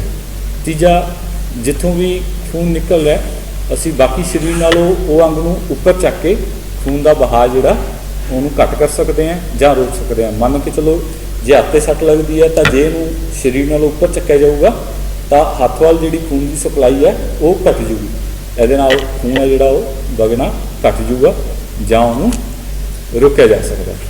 तो हुण अखीरली जिहड़ी चीज़ है ये जे एमरजेंसी मौक़िਆਂ वेले ਆਪਾਂ ਪਹਿਲਾਂ ਗੱਲ ਕੀਤੀ ਸੀ ਵੀ ਜਿਹੜੀ ਅੱਗ ਹੈ ਉਹ ਐਕਸੀਡੈਂਟ ਦੇ ਬਾਅਦ ਗੱਡੀਆਂ ਅੱਗ ਫੜ ਸਕਦੀਆਂ, ਤਾਂ ਸਾਡੇ ਕੋਲ ਅੱਗ ਬੁਝਾਊ ਯੰਤਰ ਹੈ ਜਿਹੜੇ ਉਹ ਸਾਰੀਆਂ ਗੱਡੀਆਂ ਦੇ ਵਿੱਚ ਹੈ, ਉਹ ਲਾਜ਼ਮੀ ਕੀਤੇ ਜਾਂਦੇ ਆ, ਤਾਂ ਇਹ ਸਾਨੂੰ ਰੱਖਣੇ ਲਾਜ਼ਮੀ ਹੈ ਤੇ ਹਰ ਸਾਲ ਇਹਨੂੰ ਬਦਲਣਾ ਵੀ ਲਾਜ਼ਮੀ ਹੈ। ਜੇ ਇਹਦੀ ਵਰਤੋਂ ਕਰਦੇ ਆ ਇਹ ਖਾਲੀ ਹੋ ਗਿਆ ਤਾਂ ਸਾਨੂੰ ਬਦਲਣਾ ਪੈਣਾ, ਪਰ ਜੇ ਸਾਡੇ ਕੰਮ ਨਹੀਂ ਆਇਆ ਤਾਂ ਇਹਦੀ ਮਨਿਆਦ ਹੈ ਜਿਹੜੀ ਐਕਸਪਾਇਰੀ ਹੈ ਉਹ ਹੁੰਦੀ ਹੈ, जो सिलेंडर के उपर लिखी होगी एक्सटिंग्विशर सिलेंडर के, तो जदों तारीख वो लंघी है तो इनू बदलना जोड़ा वो जरूरी समझा जाए। जे एक्सपायरी है तो हो सकता है एमरजेंसी वेले वो साडे काम ना। दूसरी चीज़ ये जोड़े एक्सटिंग्विशर है ये वक्रियां वक्रियां किस्मां दे भी है, अलग अलग इन्हां दे प्रकार है, तो अलग अलग तां कीते होए क्योंकि ये वक्री वक्री तरह की अग नूं बुझाउण दे जिहड़ा वो काम आ जांदे है। तो इनू समझण वास्ते जिवें तुसीं सामने स्क्रीन पर देख रहे हो ये कोड है, ये कोड सिलेंडर के उत्ते भी एक्सटिंग्विशर सिलेंडर के उत्ते भी लिखे होंगे हैं, जिन्हां तो सानू पता लग जूगा भी ये सिलेंडर किहड़ी अग बुझाउण दे लायक हैगा। तो ये चीज़ का ध्यान रखो, सिलेंडर उस अग ते वरतो जिहदा कोड सामने सिलेंडर ते लिखिया होया है। जे उस तरह की अग का कोड सिलेंडर ते नहीं लिखिया होया तो उन्होंने अग ते वरतना जिहड़ा वो खतरनाक हो सकता है। हुण वो कोड की है, सब तो पहला कोड ए फॉर ऐश स्वाह, जिहड़ियां चीज़ां जल के स्वाह बन जांदियां उह जिहियां चीज़ां की अग नूं बुझाउण वास्ते ਉਹ ਸਿਲੰਡਰ ਵਰਤੋ ਜਿਹਦੇ ਉੱਪਰ ਕੋਡ A ਲਿਖਿਆ ਹੋਵੇ।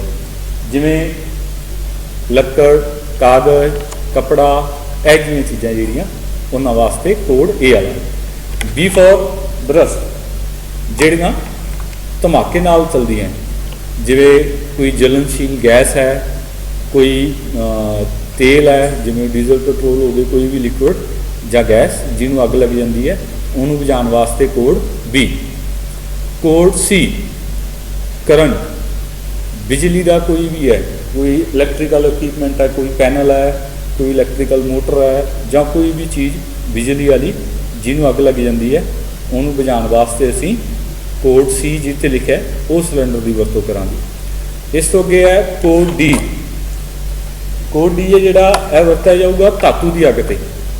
ਕੋਈ ਵੀ ਮੈਟਲ ਹੈ, ਜਲਨਸ਼ੀਲ ਮੈਟਲ ਹੈ, ਬਹੁਤ ਸਾਰੀਆਂ ਧਾਤਾਂ ਇਹ ਜਿਹੀਆਂ ਜਿਨ੍ਹਾਂ ਨੂੰ ਅੱਗ ਲੱਗ ਸਕਦੀ ਹੈ, ਤਾਂ ਜੇ ਇਹ ਜੀ ਕੋਈ ਧਾਤ ਹੈਗੀ ਹੈ ਉਹਨੂੰ ਅੱਗ ਲੱਗਣ ਦਾ ਖਤਰਾ ਹੈ, ਤਾਂ ਉਹ ਜਿਹੀਆਂ ਥਾਵਾਂ ਤੇ ਕੋਡ D ਵਾਲਾ ਜਿਹੜਾ ਐਕਸਟਿੰਗੁਇਸ਼ਰ ਹੈ ਇਹ ਸਾਨੂੰ ਰੱਖਣਾ ਲਾਜ਼ਮੀ ਹੈ। ਤੇ ਜੇ ਤੁਸੀਂ ਆਪਣੇ ਵਾਹੀਕਲ ਦੇ ਵਿੱਚ ਇਹ ਜੀ ਕੋਈ ਚੀਜ਼ ਦੀ ਢੋਆ ਢੁਆਈ ਕਰ ਰਹੇ ਹੋ, ਇਹ ਜੀ ਕੋਈ ਮੈਟਲ ਦੀ ਜਿਹਨੂੰ ਅੱਗ ਲੱਗਣ ਦਾ ਖਤਰਾ ਹੈ, ਤਾਂ ਇਹ ਐਕਸਟਿੰਗੁਇਸ਼ਰ ਤੁਹਾਡੇ ਕੋਲ ਹੈ ਜਿਹੜਾ ਉਹ ਹੋਣਾ ਚਾਹੀਦਾ, ਜਿਹਦੇ ਤੇ ਕੋਡ D ਲਿਖਿਆ, ਕਿਸੇ ਮੈਟਲ ਨੂੰ ਅੱਗ ਲੱਗਦੀ ਹੈ। ਇਸ ਤੋਂ ਬਾਅਦ ਕੋਡ K, ਜਾਂ ਫਿਰ K ਦੀ ਥਾਂ ਤੇ ਕੋਡ K ਹੈ, ਇਹਦੀ ਥਾਂ ਤੇ F ਵੀ ਹੋ ਸਕਦਾ ਹੈ। ਠੀਕ ਹੈ, K ਦਾ ਮਤਲਬ ਕਿਚਨ, ਜਿਹੜੀ ਤੁਸੀਂ ਕਹ ਲਓ ਰਸੋਈ ਦੀ ਅੱਗ ਹੈ, ਉਹਨੂੰ ਬੁਝਾਉਣ ਵਾਸਤੇ ਕੋਡ K ਦਾ ਐਕਸਟਿੰਗੁਇਸ਼ਰ ਹੈ ਜਿਹੜਾ ਉਹ ਵਰਤਿਆ ਜਾਂਦਾ। ਜ਼ਿਆਦਾਤਰ ਹੋਟਲ ਵਗੈਰਾ ਜਿੱਥੇ ਵੀ ਜ਼ਿਆਦਾ ਹੈਗਾ ਖਾਣਾ ਬਣਾਉਣ ਦਾ, ਤੇਲ ਨੂੰ ਅੱਗ ਲੱਗੀ ਜਾਂ ਹੋਰ ਇਹ ਜਿਹੀਆਂ ਚੀਜ਼ਾਂ, ਉਹਨਾਂ ਵਾਸਤੇ ਕੋਡ K ਹੈ ਜਿਹੜਾ ਇਹ ਐਕਸਟਿੰਗੁਇਸ਼ਰ ਵਰਤਿਆ ਜਾਂਦਾ। ਅਤੇ ਐਕਸਟਿੰਗੁਇਸ਼ਰ ਹੈ ਜਿਹੜੇ ਇਹ ਮਲਟੀਪਰਪਸ ਹੈ। ਜ਼ਰੂਰੀ ਨਹੀਂ ਇੱਕ ਐਕਸਟਿੰਗੁਇਸ਼ਰ ਇੱਕੋ ਅੱਗ ਵਾਸਤੇ ਹੀ ਹੋਊਗਾ, ਉਹ ਇੱਕ ਤੋਂ ਜ਼ਿਆਦਾ ਤਰ੍ਹਾਂ ਦੀ ਅੱਗ ਨੂੰ ਵੀ ਬੁਝਾ ਸਕਦਾ। ਜਿਵੇਂ ਕੋਡ A, B, C ਇਹ ਤਿੰਨੋਂ ਇੱਕੋ ਸਿਲੰਡਰ 'ਤੇ ਵੀ ਲਿਖੇ ਹੋ ਸਕਦੇ ਆ। ਇੱਕੋ ਸਿਲੰਡਰ 'ਤੇ 3 ਕੋਡ ਲਿਖੇ ਆ, ਤਾਂ ਇਹਦਾ ਮਤਲਬ ਇਹ ਸਿਲੰਡਰ ਹੈ ਜਿਹੜਾ ਉਹ 3 ਤਰ੍ਹਾਂ ਦੀ ਅੱਗ ਨੂੰ ਬੁਝਾਉਣ ਦੇ ਕਾਬਿਲ ਹੈ। ਕੋਡ A ਦੀ ਅੱਗ ਵੀ ਬੁਝਾ ਦੂਗਾ, ਕੋਡ B ਦੀ ਅੱਗ ਵੀ ਬੁਝਾ ਦੂਗਾ, ਅਤੇ ਕੋਡ C ਦੀ ਅੱਗ ਵੀ ਬੁਝਾ ਦੂਗਾ। ਤਾਂ ਇਹ ਚੀਜ਼ਾਂ ਨੂੰ ਧਿਆਨ ਦੇ ਵਿੱਚ ਰੱਖਣਾ, ਅਤੇ ਲਾਜ਼ਮੀ ਇਹ ਚੀਜ਼ ਸਮਝੋ ਜਿਹੜੇ ਅੱਗ ਬੁਝਾਊ ਯੰਤਰ ਹੈ ਇਹ ਸਾਡੀਆਂ ਸਾਰੀਆਂ ਕਮਰਸ਼ੀਅਲ ਵਹੀਕਲਾਂ ਦੇ ਵਿੱਚ ਵੀ, ਪ੍ਰਾਈਵੇਟ ਵਹੀਕਲਾਂ ਦੇ ਵਿੱਚ ਵੀ ਇੱਕ ਬਚਾਅ ਵਾਲੀ ਚੀਜ਼ ਹੈ। ਅਤੇ ਜਿੰਨਾ ਅਸੀਂ ਇਹ ਜਿਹੀਆਂ ਚੀਜ਼ਾਂ ਦੀ ਆਪਣੇ ਕੋਲ ਰੱਖਾਂਗੇ, ਐਮਰਜੈਂਸੀ ਵੇਲੇ ਸਾਡੀ ਮਦਦ ਕਰਨਗੀਆਂ ਅਤੇ ਨੁਕਸਾਨ ਹੋਣ ਤੋਂ ਬਚਾ ਸਕਦੀਆਂ।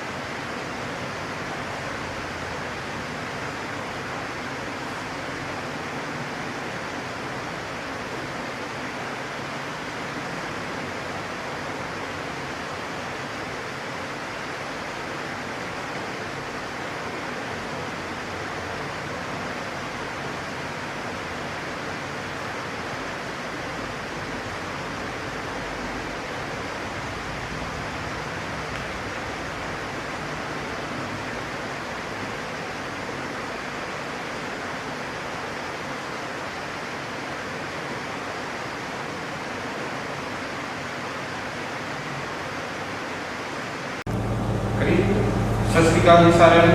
ਮੈਂ Harish Kumar state institute of automatic and driving school ਤੋਂ ਡਰਾਈਵਿੰਗ ਦੀ ਪ੍ਰੈਸ਼ਰ ਕੋਰਸ ਦੀ ਆਨਲਾਈਨ 6ਵੀਂ ਕਲਾਸ ਲੈ ਕੇ ਹਾਜ਼ਰ ਹਾਂ ਜੀ ਤੁਹਾਡੇ ਸਾਹਮਣੇ। ਅੱਜ ਦੇ ਕਲਾਸ ਵਿੱਚ ਆਪਾਂ ਗੱਲ ਕਰਾਂਗੇ ਕੁਝ ਐਸੀਆਂ ਚੀਜ਼ਾਂ ਬਾਰੇ ਜਿਹੜੀਆਂ ਸਿੱਧੇ ਸਿੱਧੇ ਡਰਾਈਵਿੰਗ ਨਾਲ ਰਿਲੇਟਡ ਹੈ ਤੇ ਬਹੁਤ ਸਾਰੇ ਘਟਨਾਵਾਂ ਦੇ ਕਾਰਨ ਬਣ ਜਾਂਦੀਆਂ, ਜਿਹਦੇ ਵਿੱਚੋਂ ਇੱਕ ਸਭ ਤੋਂ ਜਿਹੜੀ ਜ਼ਿਆਦਾ ਮਹੱਤਵਪੂਰਨ ਚੀਜ਼ ਹੈ ਉਹ ਹੈ ਸਟ੍ਰੈਸ, ਯਾਨੀ ਕਿ ਤਣਾਅ। ਸਟ੍ਰੈਸ ਮੈਨੇਜਮੈਂਟ ਬਾਰੇ ਆਪਣਾ ਇੱਕ ਚੈਪਟਰ ਹੈ। ਉਸ ਤੋਂ ਬਾਅਦ ਆਪਾਂ ਗੱਲ ਕਰਾਂਗੇ HIV/AIDS ਬਾਰੇ ਤੇ ਉਸ ਤੋਂ ਬਾਅਦ HIV/AIDS ਦੇ ਕਾਰਨ ਤੇ ਉਹਨਾਂ ਦੀ ਰੋਕਥਾਮ ਕਿਵੇਂ ਹੈ ਇਹਨਾਂ ਦੇ ਬਾਰੇ। ਸਭ ਤੋਂ ਪਹਿਲਾਂ ਆਪਾਂ ਗੱਲ ਕਰਦੇ ਹਾਂ ਸਟ੍ਰੈਸ ਬਾਰੇ। ਜਿਵੇਂ ਕਿ ਆਪਾਂ ਕੋਈ ਵੀ ਸੜਕ ਵਰਤਣ ਵਾਲਾ ਇਨਸਾਨ ਜਿਹੜਾ ਉਹ ਨਹੀਂ ਚਾਹੁੰਦਾ ਵੀ ਹਾਦਸੇ ਹੋਣ, ਪਰ ਹਾਦਸੇ ਫਿਰ ਵੀ ਲਗਾਤਾਰ ਵਧੀ ਜਾਂਦੇ ਆ। ਕਿਤੇ ਨਾ ਕਿਤੇ ਇਹਦੇ ਪਿੱਛੇ ਇਨਸਾਨੀ ਦਿਮਾਗ ਦਾ ਇੱਕ ਬਹੁਤ ਵੱਡਾ ਹੱਥ ਹੈ। ਤਣਾਅ ਜਿਹੜੀ ਹੈ, ਸਟ੍ਰੈਸ ਜਿਹੜੀ ਹੈ, ਇਹ ਦਿਮਾਗ ਦੇ ਬਹੁਤ ਵੱਡੇ ਹਿੱਸੇ ਨੂੰ ਕੈਪਚਰ ਕਰਦੀ ਹੈ। ਸਮਝਣ ਦੀ, ਡਿਸੀਜਨ ਲੈਣ ਦੀ ਇਹ ਜਿਹੜੀ ਪਾਵਰ ਹੈ, ਇਹਦੇ ਵਿੱਚ ਬਹੁਤ ਸਾਰੀਆਂ ਰਿਵਿਊਜ਼ ਹੋ ਜਾਂਦੀਆਂ ਜਿਹਦੇ ਕਾਰਨ ਹਾਦਸੇ ਜਿਹੜੇ ਉਹ ਵਾਪਰਦੇ। ਤਾਂ ਸਭ ਤੋਂ ਪਹਿਲਾਂ ਤਾਂ ਤਣਾਅ ਕੀ ਹੈ? ਕੋਈ ਵੀ ਚੀਜ਼ ਜਾਂ ਕੋਈ ਹੈ ਜਾਂ ਕੰਮ ਜਿਹੜਾ ਆਪਾਂ ਨੂੰ ਲੱਗਦਾ ਆਪਣੇ ਵੱਸੋਂ ਬਾਹਰ ਦੀ ਗੱਲ ਹੈ, ਤਾਂ ਉਹ ਜਿਹੜੀ ਚੀਜ਼ ਹੈ ਉਹ ਤਣਾਅ ਪੈਦਾ ਕਰਦੀ ਹੈ। ਜਾਂ ਤੁਸੀਂ ਇਹਨੂੰ ਇਹ ਕਹਿ ਲਓ ਵੀ ਜਦੋਂ ਡਿਮਾਂਡ ਜ਼ਿਆਦਾ ਹੋਵੇ ਤੇ ਉਹਨੂੰ ਕਰਨ ਵਾਲੀ ਜਿਹੜੀ ਪਾਵਰ ਹੈ ਉਹ ਆਪਾਂ ਨੂੰ ਲੱਗਦੀ ਹੈ ਘੱਟ ਹੈ, ਤਾਂ ਉਦੋਂ ਸਟ੍ਰੈਸ ਜਿਹੜੀ ਹੈ ਉਹ ਬਣ ਜਾਂਦੀ ਹੈ। ਸਟ੍ਰੈਸ ਜਿਹੜੀ ਹੈ ਉਹ ਜਦੋਂ ਬੰਦੇ ਦੇ ਹਾਵੀ ਹੁੰਦੀ ਹੈ ਤਾਂ ਉਹਦੇ ਸੋਚਣ ਸਮਝਣ ਦੀ ਸ਼ਕਤੀ, ਡਿਸੀਜਨ ਲੈਣ ਦੀ ਪਾਵਰ ਜਿਹੜੀ ਹੈ ਇਹਨਾਂ ਦੇ ਉੱਤੇ ਸਿੱਧੇ ਸਿੱਧੇ ਇਫੈਕਟ ਕਰਦੀ ਹੈ। ਆਪਾਂ ਇਹਦੀ ਸਿੰਪਲ ਗੱਲ ਨਾਲ ਤੁਸੀਂ ਇਹ ਕਹਿ ਸਕਦੇ ਹੋ, ਆਪਾਂ ਬਹੁਤ ਵਾਰੀ ਗਰੁੱਪ ਵਿੱਚ ਬਹਿ ਕੇ ਗੱਲਬਾਤ ਕਰਦੇ ਹਾਂ। ਗੱਲਬਾਤ ਹੋਣ ਤੋਂ ਬਾਅਦ ਜਦੋਂ ਆਪਾਂ ਉਹਨਾਂ ਦਾ ਹੁੰਗਾਰਾ ਲੈਣ ਵਾਸਤੇ ਪੁੱਛਦੇ ਹਾਂ, ਹਾਂ ਬਈ ਜਿਹੜਾ ਕੁਝ ਮੈਂ ਹੁਣੇ ਤੁਹਾਨੂੰ ਦੱਸਿਆ ਸੀ ਉਹ ਸਹੀ ਹੈ, ਤਾਂ ਗਰੁੱਪ ਦੇ ਸਾਰੇ ਬੰਦੇ ਹਾਂ ਦੇ ਵਿੱਚ ਹਾਂਜੀ ਭਰਦੇ ਹੈ। ਪਰ ਕੋਈ ਇੱਕ ਇਹੋ ਜਿਹਾ ਹੁੰਦਾ ਜਿਹੜਾ ਉਹ ਕਹਿੰਦਾ ਵੀ ਮੈਨੂੰ ਤਾਂ ਕੁਝ ਸੁਣਿਆ ਨਹੀਂ, ਤੁਸੀਂ ਕੀ ਕਿਹਾ, ਜਦਕਿ ਗੱਲ ਉਸੇ ਗਰੁੱਪ ਵਿੱਚ ਹੀ ਕੀਤੀ ਸੀ, ਸਾਰਿਆਂ ਨੂੰ ਸਮਝ ਆਈ, ਉਹ ਇੱਕ ਬੰਦੇ ਨੂੰ ਸਮਝ ਨਹੀਂ ਆਈ। ਕਿਉਂ? ਕਿਉਂਕਿ ਉਹਦਾ ਜਿਹੜਾ ਦਿਮਾਗ ਸੀ ਉਹ ਉਸ ਪਾਸੇ ਨਹੀਂ ਸੀ, ਉਹਦੇ ਦਿਮਾਗ ਵਿੱਚ ਕੁਝ ਹੋਰ ਵਿਚਾਰ ਚੱਲ ਰਹੇ ਸੀ, ਉਹ ਸਟ੍ਰੈਸ ਸੀ ਜਿਹਦੇ ਕਾਰਨ ਉਹਨੂੰ ਕੁਝ ਸੁਣਾਈ ਨਹੀਂ ਦਿੱਤਾ। ਐਸੇ ਤਰ੍ਹਾਂ ਹੀ ਇਹ ਜਿਹੜੀ ਸਥਿਤੀ ਹੈ, ਜਦੋਂ ਡਰਾਈਵਿੰਗ ਕਰਦਾ ਬੰਦਾ, ਸਟੀਅਰਿੰਗ ਦੇ ਉੱਤੇ ਬੈਠਾ ਬੰਦਾ ਆਪਦੇ ਦਿਮਾਗ ਨੂੰ ਕਿਤੇ ਹੋਰ ਟੈਨਸ਼ਨਾਂ ਵਿੱਚ ਪਾ ਲੈਂਦਾ, ਤਾਂ ਆਸੇ-ਪਾਸੇ ਆਲੇ ਦੁਆਲੇ ਦਾ ਧਿਆਨ ਉਹਦੇ ਨਹੀਂ ਰਹਿੰਦਾ, ਜ਼ਹਿਨ ਇਸ 'ਤੇ ਉਹ ਭਟਕ ਜਾਂਦਾ, ਜਿਹਦੇ ਨਾਲ ਬਹੁਤ ਸਾਰੇ ਦੁਰਘਟਨਾਵਾਂ ਜਿਹੜੀਆਂ ਉਹ ਉਹਨਾਂ ਦਾ ਕਾਰਨ ਬਣਦੇ ਆ। ਠੀਕ ਹੈ। ਤਾਂ ਦੂਜੀ ਚੀਜ਼ ਹੈ ਵੀ ਸਟ੍ਰੈਸ ਨੂੰ ਮੈਨੇਜ ਕਰਨ ਦੀ ਜ਼ਰੂਰਤ ਕਿਉਂ ਹੈ? ਸਟ੍ਰੈਸ ਇੱਕ ਇਹੋ ਜਿਹੀ ਚੀਜ਼ ਹੈ, ਇਹ ਜਦੋਂ ਇਨਸਾਨ ਪੈਦਾ ਹੋਇਆ ਉਦੋਂ ਇਹ ਨਾਲ ਆਈ ਸੀ ਤੇ ਜਦੋਂ ਤੱਕ ਇਨਸਾਨ ਰਹੂਗਾ ਇਹਦੇ ਨਾਲ ਹੋਊਗੀ। ਉਦਾਹਰਨ ਦੇ ਤੌਰ 'ਤੇ ਜਿਵੇਂ ਜੇ ਬੱਚਾ ਵਿਆਹ ਤੋਂ ਬਾਅਦ ਬੱਚਾ ਨਹੀਂ ਹੋਇਆ ਤਾਂ ਇੱਕ ਸਟ੍ਰੈਸ ਹੈ, ਜੇ ਬੱਚਾ ਹੋ ਗਿਆ ਤਾਂ ਹੁਣ ਕਿਹੜੇ ਸਕੂਲ ਵਿੱਚ ਪੜ੍ਹੂਗਾ ਇਹ ਸਟ੍ਰੈਸ ਹੈ, ਪੜ੍ਹਾਈ ਪੂਰੀ ਹੋ ਗਈ ਤਾਂ ਨੌਕਰੀ ਕਿੱਥੇ ਲੱਗੂਗਾ ਇਹ ਸਟ੍ਰੈਸ ਹੈ। ਯਾਨੀ ਕਿ ਕਹਿਣ ਦਾ ਭਾਵ ਇਹ ਹੈ ਕਿ ਜਿਹੜੀ ਸਟ੍ਰੈਸ ਹੈ ਇਹ ਬੰਦੇ ਦੇ ਨਾਲ ਨਾਲ ਰਹੂਗੀ।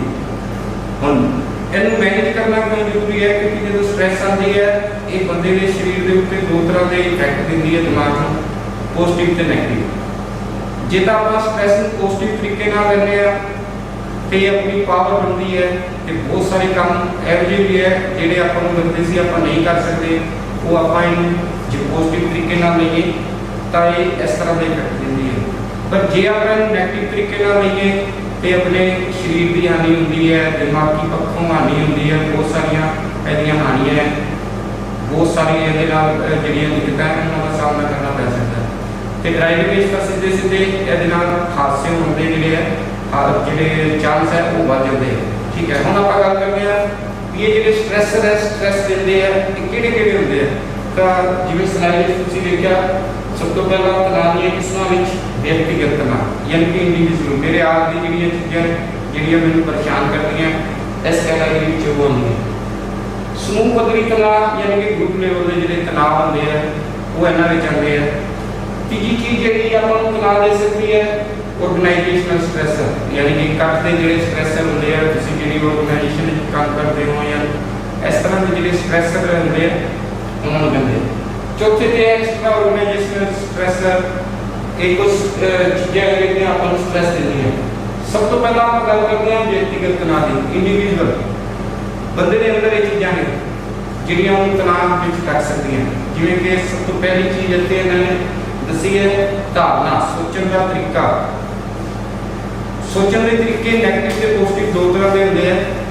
ਹੁਣ ਜਿਹੜੀ ਆਪਣੀ ਸੋਚ ਹੈ, ਜੇ ਉਹ ਸੋਚ ਨਕਾਰਾਤਮਕ ਹੈ ਜਾਂ ਆਪਾਂ ਆਪਣੇ ਆਪ ਨੂੰ ਘੱਟ ਸਮਝਦੇ ਹਾਂ, ਘੱਟ ਆਖਦੇ ਹਾਂ, ਤਾਂ ਛੋਟਾ ਜਿਹਾ ਕੰਮ ਵੀ ਜਿਹੜਾ ਉਹ ਆਪਾਂ ਨੂੰ ਸਟ੍ਰੈਸ ਨਹੀਂ ਲੈ ਜਾਂਦਾ। ਤਾਂ ਇਸ ਵਾਸਤੇ ਜਿਹੜਾ ਬੰਦੇ ਦੀ ਸੋਚ ਹੈ ਇਹ ਵੀ ਆਪਾਂ ਨੂੰ ਤਣਾਅ ਦੇ ਸਕਦੀ ਹੈ। ਦੂਜੀ ਚੀਜ਼ ਹੈ ਪਰਸਨੈਲਿਟੀ। ਪ੍ਰੋਬਲਮ ਆਈ, ਕੁਝ ਬੰਦੇ ਆ ਜਿਹੜੇ ਹੁੰਦੇ ਉਹ ਪ੍ਰੋਬਲਮ ਨੂੰ ਸ਼ੇਅਰ ਕਰਦੇ ਆ, ਤਾਂ ਉਹਨੂੰ ਸ਼ੇਅਰ ਕਰਨ ਨਾਲ ਉਹਨੂੰ ਸੋਲੂਸ਼ਨ ਵੀ ਮਿਲਦੇ ਆ, ਜਿਹਦੇ ਨਾਲ ਇਹ ਸਾਰਾ ਕੁਝ ਸੈੱਟ ਹੋ ਜਾਂਦਾ। ਪਰ ਕੁਝ ਬੰਦਿਆਂ ਦੀ ਪਰਸਨੈਲਿਟੀ ਹੈ ਜਿਹੜੀ ਹੁੰਦੀ ਹੈ ਉਹ ਆਪਣੀ ਜਿਹੜੀਆਂ ਸਮੱਸਿਆਵਾਂ ਨੇ, ਤਣਾਅ ਨੇ, ਦੂਜਿਆਂ ਨਾਲ ਸ਼ੇਅਰ ਨਹੀਂ ਕਰਦੇ, ਤਾਂ ਉਹ ਸਟ੍ਰੈਸ ਦੇ ਵਿੱਚ ਜ਼ਿਆਦਾ ਲੀਨ ਹੋ ਜਾਂਦੇ ਆ, ਉਹਨਾਂ ਦਾ ਨੁਕਸਾਨ ਜ਼ਿਆਦਾ ਹੁੰਦਾ ਹੈ। ਤੇ ਤੀਜੀ ਚੀਜ਼ ਹੈ ਪਿਛਲੇ ਤਜਰਬੇ। ਮੇਰੇ ਨਾਲ ਕੁਝ ਇਸ ਤਰ੍ਹਾਂ ਦੇ ਮੈਂ ਤਜਰਬੇ ਲਏ, ਪਿਛਲੇ ਤਜਰਬੇ ਜਾਂ ਪਾਸਟ ਐਕਸਪੀਰੀਅੰਸ।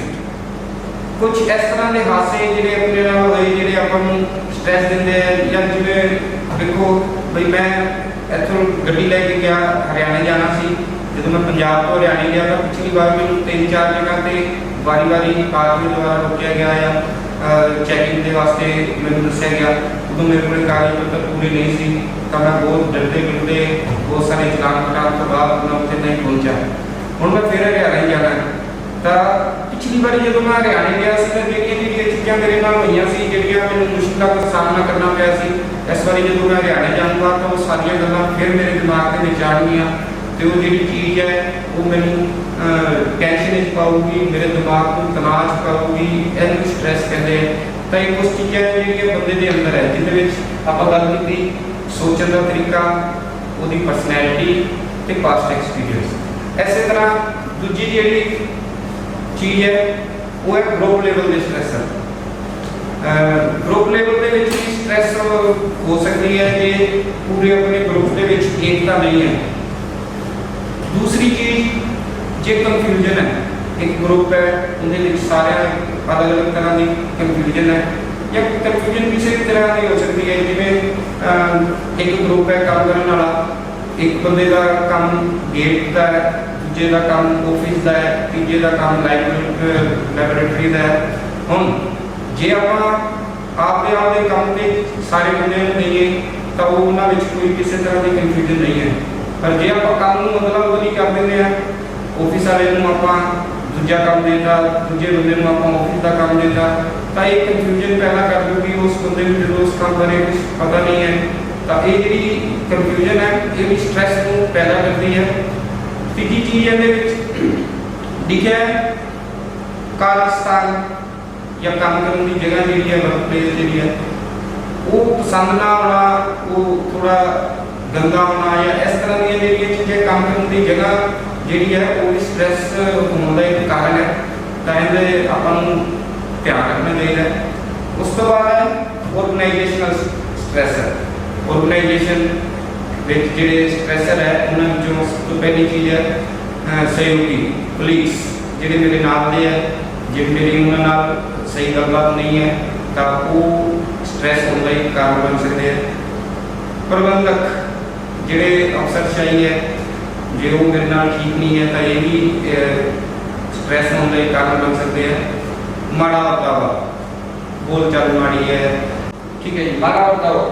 ਤਾਂ ਜੇ ਆਪਣਾ ਵਰਤਾਓ ਮਾੜਾ ਹੈ ਜਾਂ ਆਪਣੇ ਨਾਲ ਹੋਰ ਕੋਈ ਵਰਤਾਓ ਮਾੜਾ ਕਰਦਾ ਹੈ ਤਾਂ ਇਹ ਜਿਹੜੀ ਚੀਜ਼ ਹੈ ਇਹ ਵੀ ਸਟ੍ਰੈਸ ਬਣਾ ਸਕਦੀ ਹੈ। ਉਸ ਤੋਂ ਅੱਗੇ ਵਾਧੂ ਤਣਾਅ ਜਾਂ ਹੋਰ ਤਣਾਅ ਜਿਹਨੂੰ ਕਹਿ ਸਕਦੇ ਹਾਂ, ਪਰਿਵਾਰ ਦੇ ਵਿੱਚ ਕੋਈ ਇਹੋ ਜਿਹੀ ਸਮੱਸਿਆ ਹੈ ਉਹ ਆਪਾਂ ਨੂੰ ਤਣਾਅ ਦੇ ਸਕਦੀ ਹੈ। ਆਰਥਿਕ ਸਮੱਸਿਆ ਜੇ ਹੈ ਆਪਣੀ ਤਾਂ ਇਹ ਵੀ ਆਪਣੇ ਸਟ੍ਰੈਸ ਨੂੰ ਵਧਾ ਸਕਦੀ ਹੈ।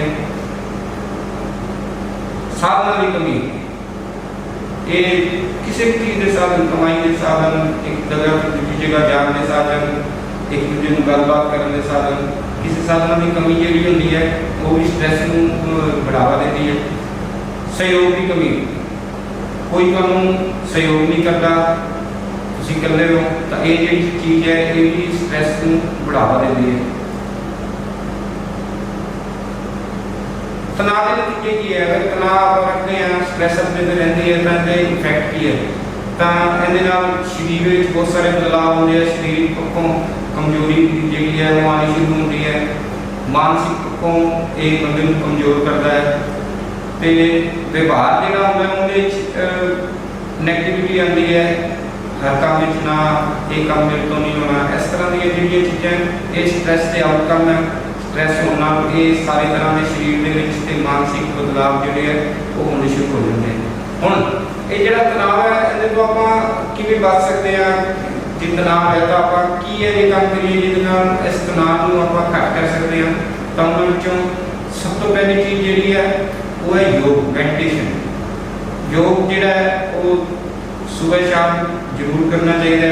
ड्राइव करने तो पहला सलाह ये है थोड़ी देर योग जरूर करना चाहिए, क्योंकि योग करने का सीधा सीधा भाव ये है कि दिमाग को एक पासे केंद्रित करना। दिमाग को एक पासे केंद्रित करने तो बाद जो फालतू दी चीज़ें अपने दिमाग अंदर चलती हैं उन्होंने आम कर दो, तो सिर्फ चंगे वास्ते सोच के आप स्ट्रैस जी है खत्म कर सकते हैं। माफ़ करना, किसी तो गलती हुई तो आप माफ़ करता तो ये जी चीज़ है ये स्ट्रैस को खत्म कर देती है। तीजी चीज एक्सेप्टेंस या स्वीकार करना, मेरे तो गलती हुई तो मैं वो मान ली, ये है स्ट्रैस जी है वो खत्म हो जाएगी। जो तुम स्ट्रैस ज़्यादा तंग करती है या ज़्यादा थोड़े हावी होती है तो तुम आपने किसी ऐसी जगह पर घूमन फिरन जा सकते हो जिसे थोड़ा दिल इंजॉय करता है, आपने बेली दोस्तों गलबात करके जिमें भी इस स्ट्रैस को खत्म कर सकते हैं।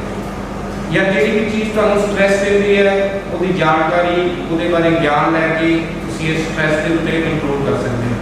ये स्ट्रैस जी है ये ड्राइविंग में ड्राइव करते समय तनाव होना बहुत सारे जोड़े हादसे है वो हो जाते हैं। तनाव अज के टाइम में सब तो बड़ी एक समस्या है।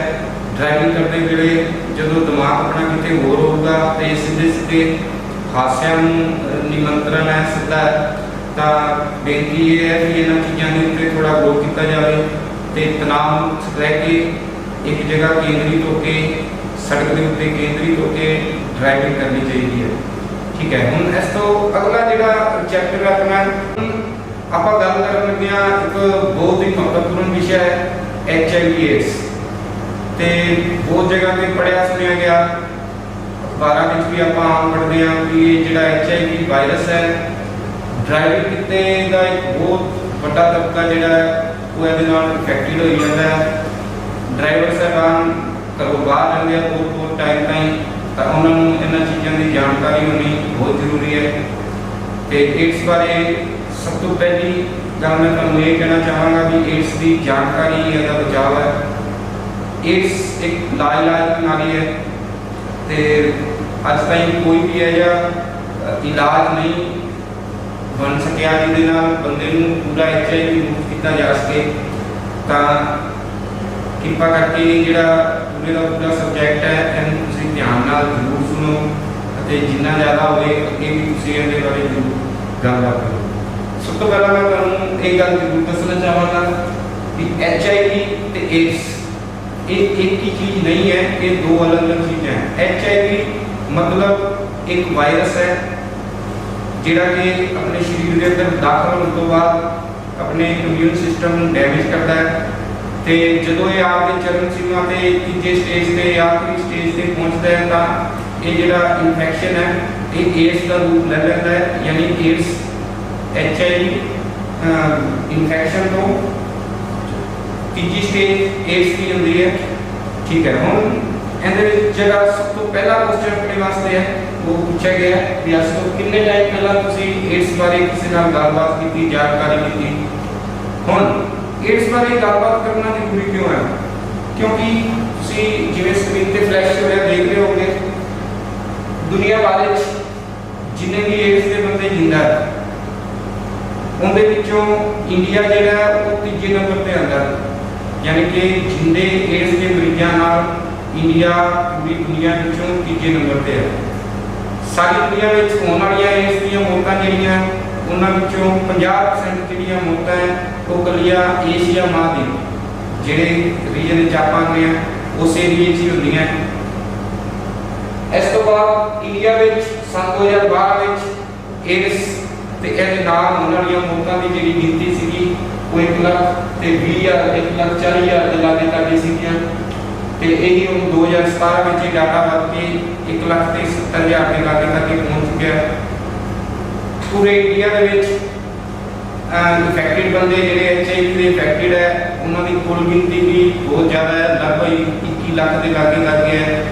ਹਰ ਸਾਲ 60-70,000 ਦੀ ਐਵਰੇਜ ਦੇ ਨਾਲ ਇਹ ਜਿਹੜੇ HIV ਸੰਕਰਮਣ ਦੇ ਜਿਹੜੇ ਕੇਸ ਹੈ ਉਹ ਲਗਾਤਾਰ ਵਧੀ ਜਾ ਰਹੇ ਹੈ। ਇਸ ਬਾਰੇ ਇਹਦੇ ਬਾਰੇ ਜਾਣਕਾਰੀ ਲੈਣਾ ਆਪਣੇ ਵਾਸਤੇ ਬਹੁਤ ਜ਼ਰੂਰੀ ਹੈ। ਠੀਕ ਹੈ, HIV ਹੈ ਕੀ? HIV ਦਾ ਪੂਰਾ ਨਾਮ ਹਿਊਮਨ ਇਮਿਊਨੋ ਡੈਫੀਸ਼ੀਐਂਸੀ ਵਾਇਰਸ ਹੈ। ਇੱਕ ਤਰ੍ਹਾਂ ਦਾ ਵਾਇਰਸ ਹੈ। ਇਹ ਜਦੋਂ ਬੰਦਿਆਂ ਦੇ ਸਰੀਰ ਦੇ ਵਿੱਚ ਦਾਖਲ ਹੁੰਦਾ ਹੈ ਤਾਂ ਇਮਿਊਨ ਸਿਸਟਮ ਦੇ ਉੱਤੇ ਸਿੱਧਾ ਅਟੈਕ ਕਰਦਾ ਹੈ। ਇਮਿਊਨ ਸਿਸਟਮ ਕਹਿੰਦੇ ਆ ਆਪਣੀ ਬਿਮਾਰੀਆਂ ਤੋਂ ਲੜਨ ਵਾਲੀ ਤਾਕਤ ਨੂੰ, ਤਾਂ ਇਹ ਜਿਹੜੇ ਵਾਇਰਸ ਹੈ HIV ਦੇ ਇਹ ਸਿੱਧੇ ਉਹ ਆਪਣੀ ਬਿਮਾਰੀਆਂ ਤੋਂ ਲੜਨ ਵਾਲੀ ਜਿਹੜੀ ਤਾਕਤ ਹੈ ਉਹਨੂੰ ਖਤਮ ਕਰਦੇ ਹਨ। ਠੀਕ ਹੈ, ਹੁਣ ਮੈਂ ਤੁਹਾਨੂੰ ਇਹ ਗੱਲ ਦੱਸਣਾ ਚਾਹਨਾ ਆਪਣੇ ਜਿਹੜਾ ਖੂਨ ਹੈ ਸਰੀਰ ਦੇ ਵਿੱਚ ਇਹਦੇ ਵਿੱਚ ਦੋ ਤਰ੍ਹਾਂ ਦੇ ਸੈੱਲ ਹੁੰਦੇ ਆ। ਇੱਕ ਹੁੰਦੇ ਆ RBC ਮਤਲਬ ਰੈਡ ਬਲੱਡ ਸੈੱਲ ਤੇ WBC ਮਤਲਬ white blood cell. White blood cell ਜਿਹੜੇ ਹੁੰਦੇ ਆ ਉਹ ਆਪਣੇ ਬਿਮਾਰੀਆਂ ਤੋਂ ਲੜਨ ਵਾਲੀ ਜਿਹੜੀ ਤਾਕਤ ਹੈ ਉਹ ਉਹਦਾ ਕੰਮ ਕਰਦੇ ਆ।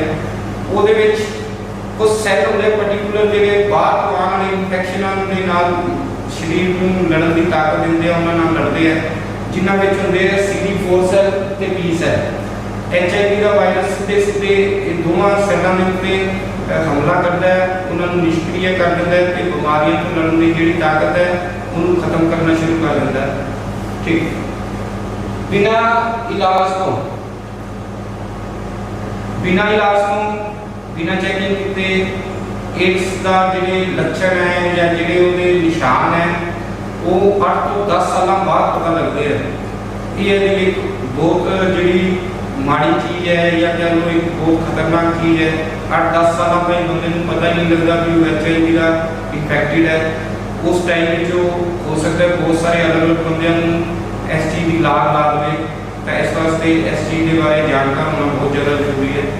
ਠੀਕ, ਹੁਣ ਇਹ ਜਿਹੜਾ ਇਨਫੈਕਸ਼ਨ ਹੈ HIV ਦਾ ਇਹ ਲਗਾਤਾਰ ਵੱਧਦਾ ਜਦੋਂ ਆਪ ਦੇ ਤੀਜੇ ਲਾਸਟ ਚਰਨ ਤੇ ਪਹੁੰਚਦਾ ਹੈ ਤਾਂ ਉਹਨੂੰ ਆਪਾਂ ਕਹਿੰਦੇ ਆ ਏਡਸ, ਯਾਨੀ ਕਿ ਬਿਮਾਰੀਆਂ ਤੋਂ ਲੜਨ ਵਾਲੀ ਜਿਹੜੀ ਤਾਕਤ ਹੈ ਉਹ ਬਹੁਤ ਘੱਟ ਰਹੇਗੀ। ਸਰੀਰ ਆਪਣਾ ਬਿਮਾਰੀਆਂ ਨਾਲ ਕਿਸੇ ਨਾਲ ਲੜ ਨਹੀਂ ਸਕਦਾ। ਜੋ ਵੀ ਬਾਹਰ ਦੀ ਇਨਫੈਕਸ਼ਨ ਵਾਇਰਸ ਜੋ ਵੀ ਆਪਣੇ ਸਰੀਰ ਦੇ ਅੰਦਰ ਜਾਊਗਾ ਉਹਨੂੰ ਖਤਮ ਕਰਨ ਵਾਲੀ ਜਿਹੜੀ ਚੀਜ਼ ਸੀਗੀ CD4 ਸੈੱਲ ਤੇ T ਸੈੱਲ ਉਹ HIV ਨੇ ਖਤਮ ਕਰ ਦਿੱਤੇ ਹੈ। ਤਾਂ ਉਹ ਬਿਮਾਰੀਆਂ ਆਪਣੇ ਸਰੀਰ ਦੇ ਅੰਦਰ ਹੀ ਬਿਮਾਰੀਆਂ ਦਾ ਆਪਾਂ ਇੱਕ ਤਰ੍ਹਾਂ ਦਾ ਘਰ ਬਣ ਗਏ ਤੇ ਇਹਦਾ ਜਿਹੜੀ ਮੌਤ ਦੀ ਇਹਦਾ ਲਾਸਟ ਪੜਾਅ ਹੁੰਦਾ ਹੈ। ਤਾਂ ਪਲੀਜ਼ ਇਹਦੇ ਤੋਂ ਥੋੜਾ ਬਚ ਕੇ। ਠੀਕ, ਹੁਣ ਇਸ ਦਾ ਪੂਰਾ ਨਾਮ ਇਮਿਊਨੋ ਡੈਫੀਸ਼ੀਐਂਸੀ ਸਿੰਡਰੋਮ ਹੈ, ਐਕਵਾਇਰਡ ਇਮਿਊਨੋ ਡੈਫੀਸ਼ੀਐਂਸੀ ਸਿੰਡਰੋਮ। ਪੂਰੇ ਦੁਨੀਆ ਦੇ ਵਿੱਚ ਇਸ ਫੈਲਣ ਦਾ 85% ਜਿਹੜਾ ਕਾਰਨ ਹੈ ਉਹ ਹਾਈਡਰੋਸੈਕਸੁਅਲ ਜਿਹੜੇ ਕੇਸ ਹੈ ਉਹਨਾਂ ਵਿੱਚ ਜ਼ਿਆਦਾ ਹੁੰਦਾ। ਤਾਂ ਇਹਦਾ ਥੋੜਾ ਆਪਾਂ ਨੂੰ ਧਿਆਨ ਰੱਖਣਾ ਚਾਹੀਦਾ ਹੈ।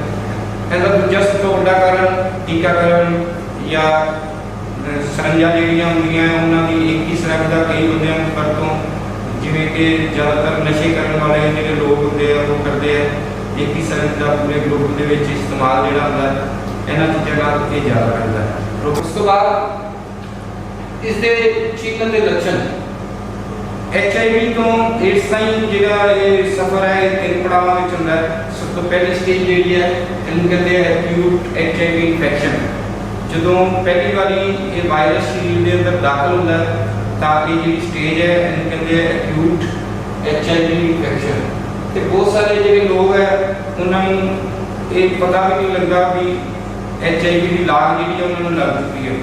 ਪਰ ਕੁਝ ਬੰਦਿਆਂ ਵਿੱਚ ਪਹਿਲੇ 1 ਤੋਂ 2 ਹਫ਼ਤਿਆਂ ਵਿੱਚ ਕੁਝ ਲੱਛਣ ਜਿਹੜੇ ਹੈ HIV ਜ਼ਾਹਰ ਕਰਦਾ ਹੈ ਆਪਦੇ ਸਰੀਰ ਦੇ ਅੰਦਰ ਦਾਖਲ ਹੋਣ ਦੇ, ਜਿਨ੍ਹਾਂ ਵਿੱਚ ਬੁਖਾਰ ਹੋਣਾ, ਸਿਰ ਵਿੱਚ ਦਰਦ ਹੋਣਾ, ਮੂੰਹ ਦੇ ਅੰਦਰ ਚਿੱਟੇ ਚਟਾਕ ਬਣਨੇ ਜਾਂ ਜ਼ਖਮ ਹੋਣੇ, ਥਕਾਵਟ ਰਹਿਣਾ, ਜ਼ਿਆਦਾ ਪਸੀਨਾ ਆਉਣਾ ਜਾਂ ਰਾਤ ਨੂੰ ਸੁੱਤੇ ਵੇਲੇ ਨੂੰ ਜ਼ਿਆਦਾ ਪਸੀਨਾ ਆਉਣਾ, ਸਕਾਰ ਯਾਨੀ ਕਿ दफड़ या खारिश के निशान एकदम आने तो उन्नी जल्दी तेजी नाल ठीक हो जाने, ये भी एक इहदा निशानियां विचों है। गले दे विच खराश होना, भार दा लगातार घटना, तो ये कुछ इस तरह के सिम्पटम है, इस तरह के लक्षण है। जिहड़ा HIV इन्फेक्शन जो पहली बार शरीर के अंदर जाता है तो वो ये कुछ लक्षण कुछ बंदियां विच 1 तो 2 हफ्ते ताईं ज़्यादा होंदे है, उस तो बाद शुरू होंदी है दूजी स्टेज। दूजी क्लिनिकल पड़ाव जिहड़ा है उहदे विच व्यक्ति आपके आप को नॉर्मल महसूस करता है, वो जिहड़े पहला लक्षण मैं तुहानूं दस्से वो बिल्कुल नहीं रहते, खत्म हो जाते हैं। हुण ये जिहड़ा दूजा पड़ाव है ये आम तौर पर 8 तो 10 साल का होंदा है, जिहदे विच बंदे नूं बिल्कुल भी एहसास नहीं होंदा, बिल्कुल भी कोई लक्षण भी नहीं आते। तो ये दूजा पड़ाव दे विच जिहड़ा HIV इन्फेक्शन है वो लगातार अंदर इन्फेक्शन बढ़ाता है तो बीमारियों तो लड़न की जी ताकत है वो हौली हौली खत्म होनी शुरू हो जाती है। उस तो बाद आती है तीजा पड़ाव, इनू कहते हैं एक्वायर्ड इम्यूनोडेफिशिएंसी सिंड्रोम यानी कि एड्स। ये स्टेज कदों डिक्लेयर होती है जो ब्लड के वाइट ब्लड सैल जोड़े होंगे है CD4 सैल ते T सैल उन्होंने गिनती 500 पर ml या इस तो घट हो जाती है। उदों डॉक्टर जोड़े है सरकार डॉक्टर सरकार वो इनू एड्स घोषित कर देते हैं, यानी कि उन्हें उस हालत में नहीं है इनका शरीर कि ये बीमारियों लड़ सके। तो इतने ये 3 स्टेजा HIV तो एड्स बनता है, इन्हों के बारे आपको पता होना बहुत जरूरी है। ठीक है, अगे आप गल करते हैं HIV या एड्स फैलने के कारण की है। सब तो पहला कारण HIV एक तो दूजे वीट थ्रू गुप्तंगा के जिहड़े तरल वगदे हैं उन्होंने थ्रू खून द्वारा ये हो सकता है, एक दूजे को फैल सकता है। असुरक्षित शरीरिक संबंध बनाने नाल ये जिहड़ा HIV वायरस है ये फैलता है तो ये दुनिया का सब तो बड़ा कारण है जिसके नाल एड्स तेजी नाल फैलता है, असुरक्षित यौन संबंध। ठीक है, गंदियां सरंजा या एक ही सरंज की बारी बारी वरतों करना या एक ही सरंज की कई बंदियां द्वारा वरतों करना। जे अगर कोई भी बंदा उनके विचों HIV तो प्रभावित है तो वो नाल दे जिन्हें भी उस चीज़ का उन्होंने इस्तेमाल किया होगा उन्होंने पूरे पूरे चांस है, तो इस चीज़ तो बचना चाहिए। गर्भ अवस्था में जे मां या मां जी है वो एड्स तो प्रभावित है, HIV तो प्रभावित है, तो उन्होंने होने वाले जोड़े नवजन्मे शिशु है बच्चे है उन्होंने बीमारी हो सकती है। या बच्चा पैदा हो चुका है उस तो बाद मां HIV इन्फेक्टेड हुई है तो वो जो दुध है मां का दुध है वो भी एड्स जो एक तो दूजी जगह HIV जो वायरस है वो पहुँच सकता है। इस चीज़ का आपको पता होना ज़्यादा जरूरी है। HIV प्रभावित खून या खून के और जो प्रोडक्ट है उन्होंने अदला बदली एक इंसान को दूजे इंसान कर लग्या भी ये वायरस एक तो जगह एक जगह तो दूजी जगह एक इंसान को दूजी जगह दूजे इंसान पहुँच सकता है। तो इस चीज़ के बारे थोड़ा ध्यान रखना चाहिए। वक्ो वक्रे संबंध दौरान ये भी देखा गया है कि एक औरत नालों बंदे एड्स के खतरे जोड़े है औरत नालों 2 तो 4 गुना वध होंगे है। तो ये कुछ कारण है जिसके एड्स जो है वो लगातार फैल गया है। HIV एड्स तो बचने के तरीके एड्स बारे जानकारी सब तो बड़ा इलाज है यही है बचाव है। प्लीज़ ये बारे अपनी आने वाली जी नस्ल है अपनी आने वाली जी पीढ़ियाँ इन्होंने पता होना बहुत जरूरी है, बचाव जरूरी है पता होना, क्योंकि ये वायरस एक नामवरा बीमारी है। मैं पहला भी दस्या भी अजे तक कोई इलाज नहीं है। हाँ इन बदलों थोड़े बहुत आप रोक सकते हैं कंट्रोल कर सकते हैं पर इन बिल्कुल खत्म करना अजे ताई किसी के हथ बस नहीं है। कोई अजे इस तरह की दवाई कोई इस तरह का इलाज अजे डेवलप नहीं किया जा सकिया जिस HIV के जोड़े वायरस है इन्हों जब तक खत्म किया जा सके शरीर चो कटिया जा सके। तो सब तो पहला ये बारे हरेक उस बंदे को जानकारी होना जरूरी है। ठीक है, उस तो बाद हमेशा ਨਵੀਆਂ ਤੇ ਡਿਸਪੋਜ਼ੇਬਲ ਸਿਰੰਜਾਂ ਦੀ ਵਰਤੋਂ ਕਰੋ। ਇੰਜੈਕਸ਼ਨ ਲੈਣ ਜਾਣਾ ਹੈ ਤੇ ਵੀ ਤਾਂ ਡਿਸਪੋਜ਼ੇਬਲ ਸਿਰੰਜਾਂ ਦੀ ਵਰਤੋਂ ਜ਼ਰੂਰੀ ਹੈ ਤਾਂ ਕਿ ਇਹ ਬਿਮਾਰੀ ਇੱਕ ਤੋਂ ਦੂਜੀ ਜਗ੍ਹਾ ਨਾ ਫੈਲ ਸਕੇ। ਮਰੀਜ਼ਾਂ ਨੂੰ ਖੂਨ ਚੜਾਉਣ ਤੋਂ ਪਹਿਲਾਂ, ਕਿਸੇ ਵੀ ਜ਼ਰੂਰਤਮੰਦ ਨੂੰ ਖੂਨ ਲੈਣ ਤੋਂ ਪਹਿਲਾਂ, ਚੜਾਉਣ ਤੋਂ ਪਹਿਲਾਂ ਜਿਹੜਾ ਵੀ ਬਲੱਡ ਡੋਨੇਟਰ ਹੈ, ਜਿਹੜਾ ਖੂਨ ਦਾਨ ਕਰ ਰਿਹਾ ਹੈ, ਇਹ ਸ਼ੋਰ ਹੋਣਾ ਚਾਹੀਦਾ ਹੈ ਵੀ ਉਹ HIV ਤੋਂ ਗ੍ਰਸਿਤ ਨਹੀਂ ਹੈ, ਪ੍ਰਭਾਵਿਤ ਨਹੀਂ ਹੈ, ਤਾਂ ਕਿ ਉਹਦੇ ਬਲੱਡ ਨਾਲ ਹੋਰ ਕੋਈ ਪ੍ਰਭਾਵਿਤ ਨਾ ਹੋ ਸਕੇ। ਤਾਂ ਹਮੇਸ਼ਾ ਚੈੱਕ ਜਿਹੜੇ ਹੋਏ ਬਲੱਡ ਹੈ ਜਾਂ ਜਿਹੜੇ ਬਲੱਡ ਬੈਂਕ ਹੈ, ਜਿਹੜੇ ਗੌਰਮੈਂਟ ਤੋਂ ਮਨਜ਼ੂਰਸ਼ੁਦਾ ਹੈ, ਤੇ ਉਹ ਜਿਹੜੇ ਬਲੱਡ ਹੈ ਉਹ ਜਿਹੜੇ ਟੈਸਟ ਤੋਂ ਗੁਜ਼ਰੇ ਹੋ, ਉਸ ਤੋਂ ਬਾਅਦ ਇਹ ਸ਼ੋਅ ਕਰਨ ਤੋਂ ਬਾਅਦ ਹੀ ਬਲੱਡ ਜਿਹੜਾ ਇੱਕ ਜਗ੍ਹਾ ਤੋਂ ਦੂਸਰੇ ਇਨਸਾਨ ਵਿੱਚ ਆਪਾਂ ਨੂੰ ਚੜਵਾਉਣਾ ਚਾਹੀਦਾ ਹੈ। ਠੀਕ ਹੈ। ਉਸ ਤੋਂ ਬਾਅਦ ਹਮੇਸ਼ਾ ਸੈਨੀਟਾਈਜ਼ ਕੀਤੇ ਹੋਏ ਜਿਹੜੇ ਰੇਜ਼ਰ ਹੈ, ਬਲੇਡ ਹੈ ਜਾਂ ਕੋਈ ਵੀ ਇਸ ਤਰ੍ਹਾਂ ਦੀ ਸ਼ਾਰਪ ਚੀਜ਼ ਉਹ ਹਮੇਸ਼ਾ ਸੈਨੀਟਾਈਜ਼ ਕੀਤੀ ਹੋਣੀ ਚਾਹੀਦੀ ਹੈ, ਸੈਟੇਲਾਈਜ਼ ਕੀਤੀ ਹੋਣੀ ਚਾਹੀਦੀ ਹੈ, ਤਾਂ ਕਿ ਵਾਇਰਸ ਫੈਲਣ ਦੇ ਜਿਹੜੇ ਖਤਰੇ ਹੈ ਉਹਨੂੰ ਆਪਾਂ ਘਟਾ ਸਕੀਏ। ਤੇ ਬਲੇਡ ਤੇ ਔਜ਼ਾਰ ਇਸ ਤਰ੍ਹਾਂ ਦੀ ਜਿਹੜੀਆਂ ਚੀਜ਼ਾਂ ਇਹ ਸਾਂਝੇ ਤੌਰ 'ਤੇ ਵਰਤਣ ਵਾਸਤੇ ਨਹੀਂ ਹੋਣੇ ਚਾਹੀਦੇ। ਜੇ ਵਰਤਣੇ ਵੀ ਹੈ ਤਾਂ ਬਹੁਤ ਧਿਆਨ ਰੱਖਣ ਦੀ ਇਹਦੇ ਵਿੱਚ ਜ਼ਰੂਰਤ ਹੈ। ਠੀਕ ਹੈ। ਜਦੋਂ ਵੀ ਤੁਸੀਂ ਯੋਨ ਸੰਬੰਧ ਬਣਾਓ ਤਾਂ ਕੋਂਡਮ ਇੱਕ ਸਾਧਨ ਹੈ ਜਿਹਦੇ ਨਾਲ ਜਿਹੜੇ ਰੋਗ ਹੈ ਉਸ ਤੋਂ ਆਪਾਂ ਇੱਕ ਹੱਦ ਤੱਕ ਬਚ ਸਕਦੇ ਹਾਂ, ਕਿਉਂਕਿ ਮੈਂ ਤੁਹਾਨੂੰ ਪਹਿਲਾਂ ਹੀ ਦੱਸਿਆ ਵੀ 85% ਜਿਹੜੇ ਕੇਸ ਹੈ ਉਹ ਅਨਪ੍ਰੋਟੈਕਟਡ ਸੈਕਸ ਇੰਟਰਕੋਰਸ ਨਾਲ ਹੀ ਹੁੰਦੇ ਆ। ਤਾਂ ਜੇ ਆਪਾਂ ਇਸ ਤਰ੍ਹਾਂ ਦੀ ਚੀਜ਼ ਦੀ ਵਰਤੋਂ ਕੀਤੀ ਹੈ, ਸੁਰੱਖਿਆ ਦੀ ਆਪਦਾ ਪੂਰਾ ਧਿਆਨ ਰੱਖਿਆ ਤਾਂ ਕਿਸੇ ਹੱਦ ਤੱਕ ਇਸ ਬਿਮਾਰੀ ਤੋਂ ਬਚਿਆ ਜਾ ਸਕਦਾ। HIV ਇਨਫੈਕਸ਼ਨ ਦਾ ਸ਼ੱਕ ਹੋਣ 'ਤੇ ਜਿੰਨੀ ਜਲਦੀ ਉਸ ਕੇ ਡਾਕਟਰ ਦੀ ਸਲਾਹ ਲੈਣੀ ਚਾਹੀਦੀ ਹੈ। ਇਹ ਬਿਮਾਰੀ ਦੇ ਸਭ ਤੋਂ ਪ੍ਰਮੁੱਖ ਲੱਛਣ ਇਹ ਹੈ ਕਿ ਜਿਹੜੇ ਬੰਦੇ ਨੂੰ HIV ਦੂਜੀ ਸਟੇਜ ਜਾਂ ਉਸ ਤੋਂ ਬਾਹਰ ਹੈ ਤਾਂ ਉਹਨੂੰ ਜੇ ਅਗਰ ਕੋਈ ਬਿਮਾਰੀ ਲੱਗਦੀ ਹੈ ਤਾਂ ਉਹ ਜਲਦੀ ਤੋਂ ਠੀਕ ਨਹੀਂ ਹੁੰਦੀ। ਜ਼ਿਆਦਾ ਸਮੇਂ ਲੰਬੀ ਬਿਮਾਰੀ ਕਿਸੇ ਨੂੰ ਵੀ ਹੈ ਤਾਂ ਉਹਨੂੰ ਪਲੀਜ਼ ਇਹ ਟੈਸਟ ਜਿਹੜਾ ਉਹ ਕਰਵਾਉਣਾ ਚਾਹੀਦਾ ਹੈ। ਇਹ ਜਿਹੜਾ ਟੈਸਟ ਹੈ ਇਹ ਸਾਰੇ ਸਰਕਾਰੀ ਹਸਪਤਾਲਾਂ ਵਿੱਚ ਫ੍ਰੀ ਹੈ। ਇਸ ਟੈਸਟ ਦਾ ਨਾਮ ਐਲੀਸਾ ਹੈ।